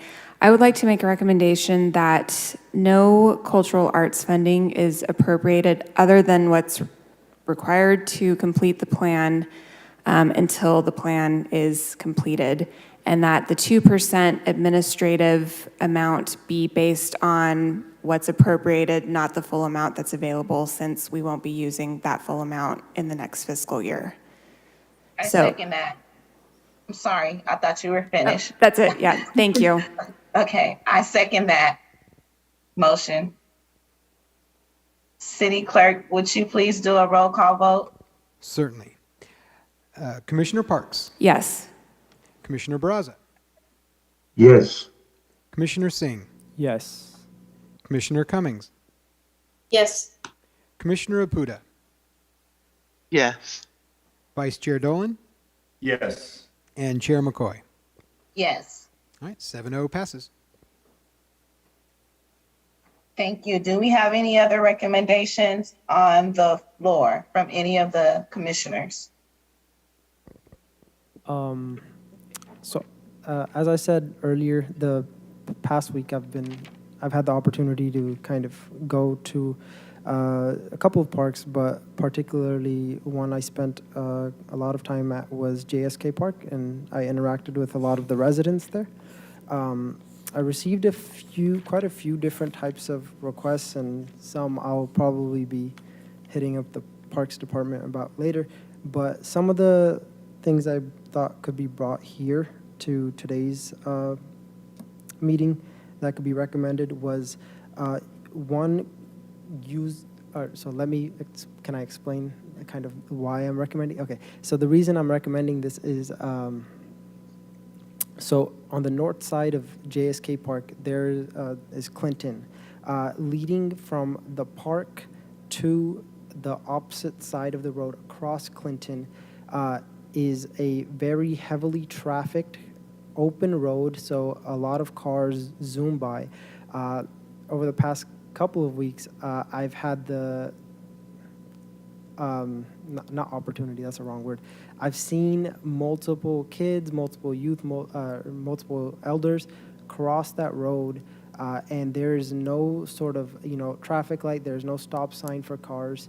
So my recommendation today is, and I can be a little more specific, I guess, it's where kind of the brick wall ends for those of you who have been able to see the mural, where the mural is, and going to the opposite side of that, I am recommending that we put some sort of stop light or stop sign, something there to kind of slow down the cars and allow folks to easily cross the street, the street that they're going to cross regardless of if there's traffic or not, or if there's any sort of stop light or stop sign at all.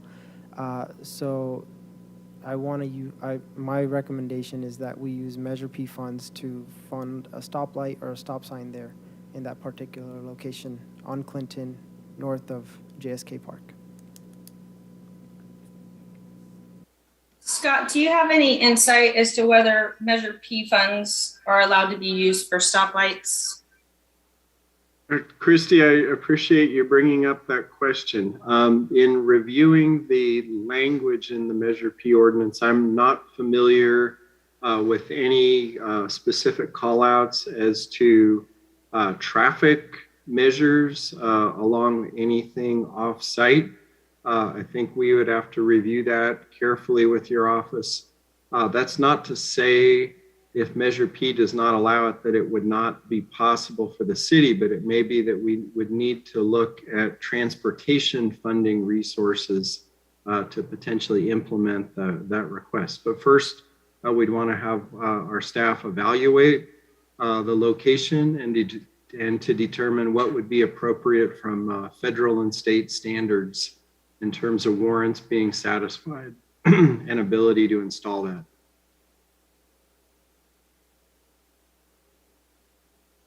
Yeah, so Commissioner Singh, I don't believe, just based off of what I recall from Measure P, that Measure P funds are allowed to be used for installation of stoplights.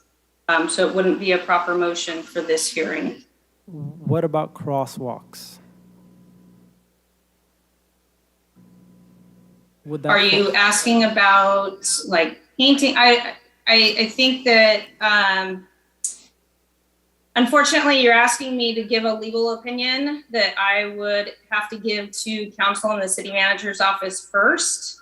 So I'm not at, I'm not at liberty to give that opinion here. I just want to let you know that if that motion goes forward, it may not be something that's actually then I don't know exactly how that motion would be handled on the back end later. Okay. So with that said,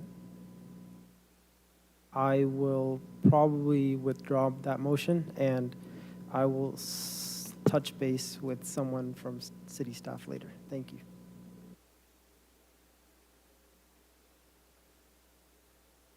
Thank you, Commissioner Singh. Do we have any other motions that the commissioners would like to consider?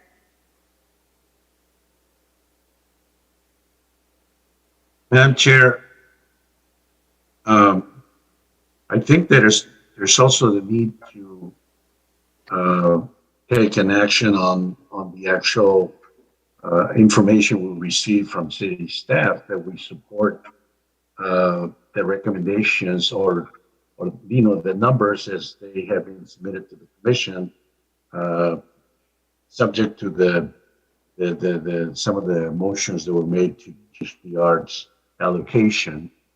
But there's probably a kind of like a macro motion that's needed to move forward. Is that correct, Christy? Yeah, so city staff presented what their recommended budget is based off of what was presented by the mayor. It is the job of this commission to make recommendations for those allocations. So to the extent that, there are allocations within the budget that you agree with, then there should be some sort of motion by this commission that you also accept, the Parks Department budget as as presented, it could be subject to the other motions that have been made here tonight. Thank you. So I will just ask, do this commission accept the Parks Department budget that was presented to us at our special meeting? Chair McCoy, this is Commissioner Parks. Could I ask a quick follow-up question? Yes. I spent some time reviewing all of the projects and kind of working out the percentages, and to kind of affirm what some of my fellow commissioners have said, it's difficult not like having that data, like here are the percentages, here's how it all works out. So for example, like I could only identify about 22% of the funding for bucket 1. And I'm not saying this is the final number. This is what I could figure out based on reviewing all of the information. 22% of the bucket 1 funding going to the highest needs neighborhoods. And then we have this like general O&M throughout the city of 16.4 million, which is pretty vague. You know, I understand it's meant to support improving parks and maintaining parks throughout the city, but I can't determine if it's meeting the thresholds as outlined in the ordinance. So I'm wondering if park staff has any follow-up you can provide to help us feel good about that. Hi, this is Dari Bolamsi. We did run through the ordinance requirements of 50%. I'm sorry, Dari, we can't hear you on Zoom. Can you speak up a little louder, please? Can you hear me now? Yes.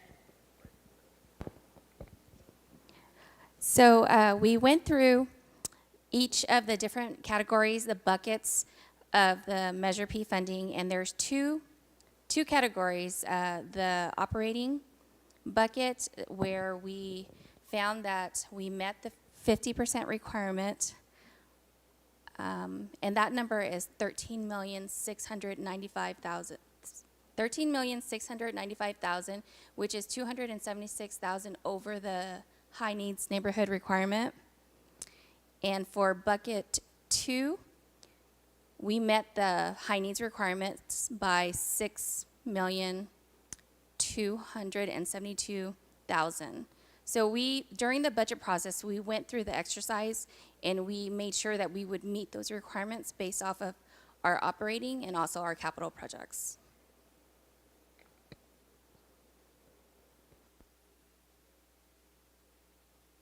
Commissioner Parks, do you have any follow-up questions?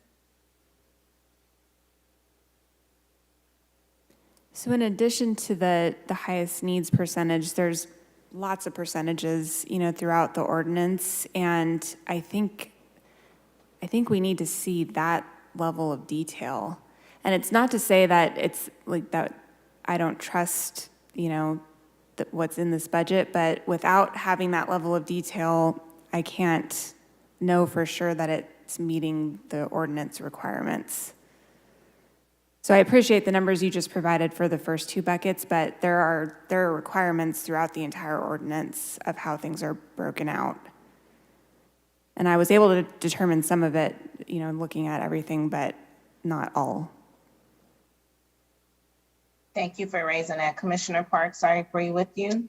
Do any other commissioners have any other questions or want to have a discussion around the parks budget that was presented to us?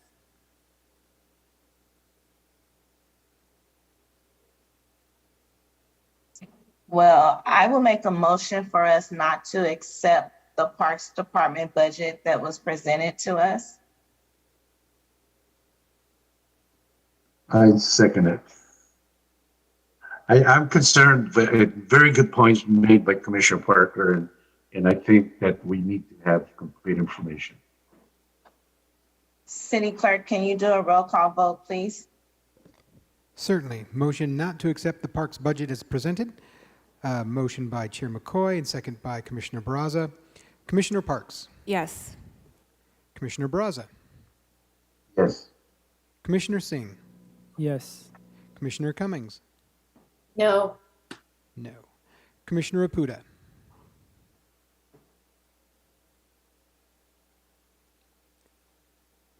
Give me a moment.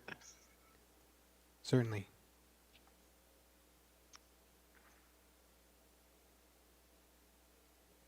Yes. Thank you. Vice Chair Dolan No. and Chair McCoy. Yes. That passes 1, 2, 3, 4, 5-2. All right. We will now adjourn this meeting at 9:11 p.m. Thank you guys for all your hard work. I know this meeting was very long. Try to grab some dinner, tuck the kids in, and I see you guys at our next meeting. Thank you. Thanks, everyone. Have a great night. Thank you, everybody. Bye-bye.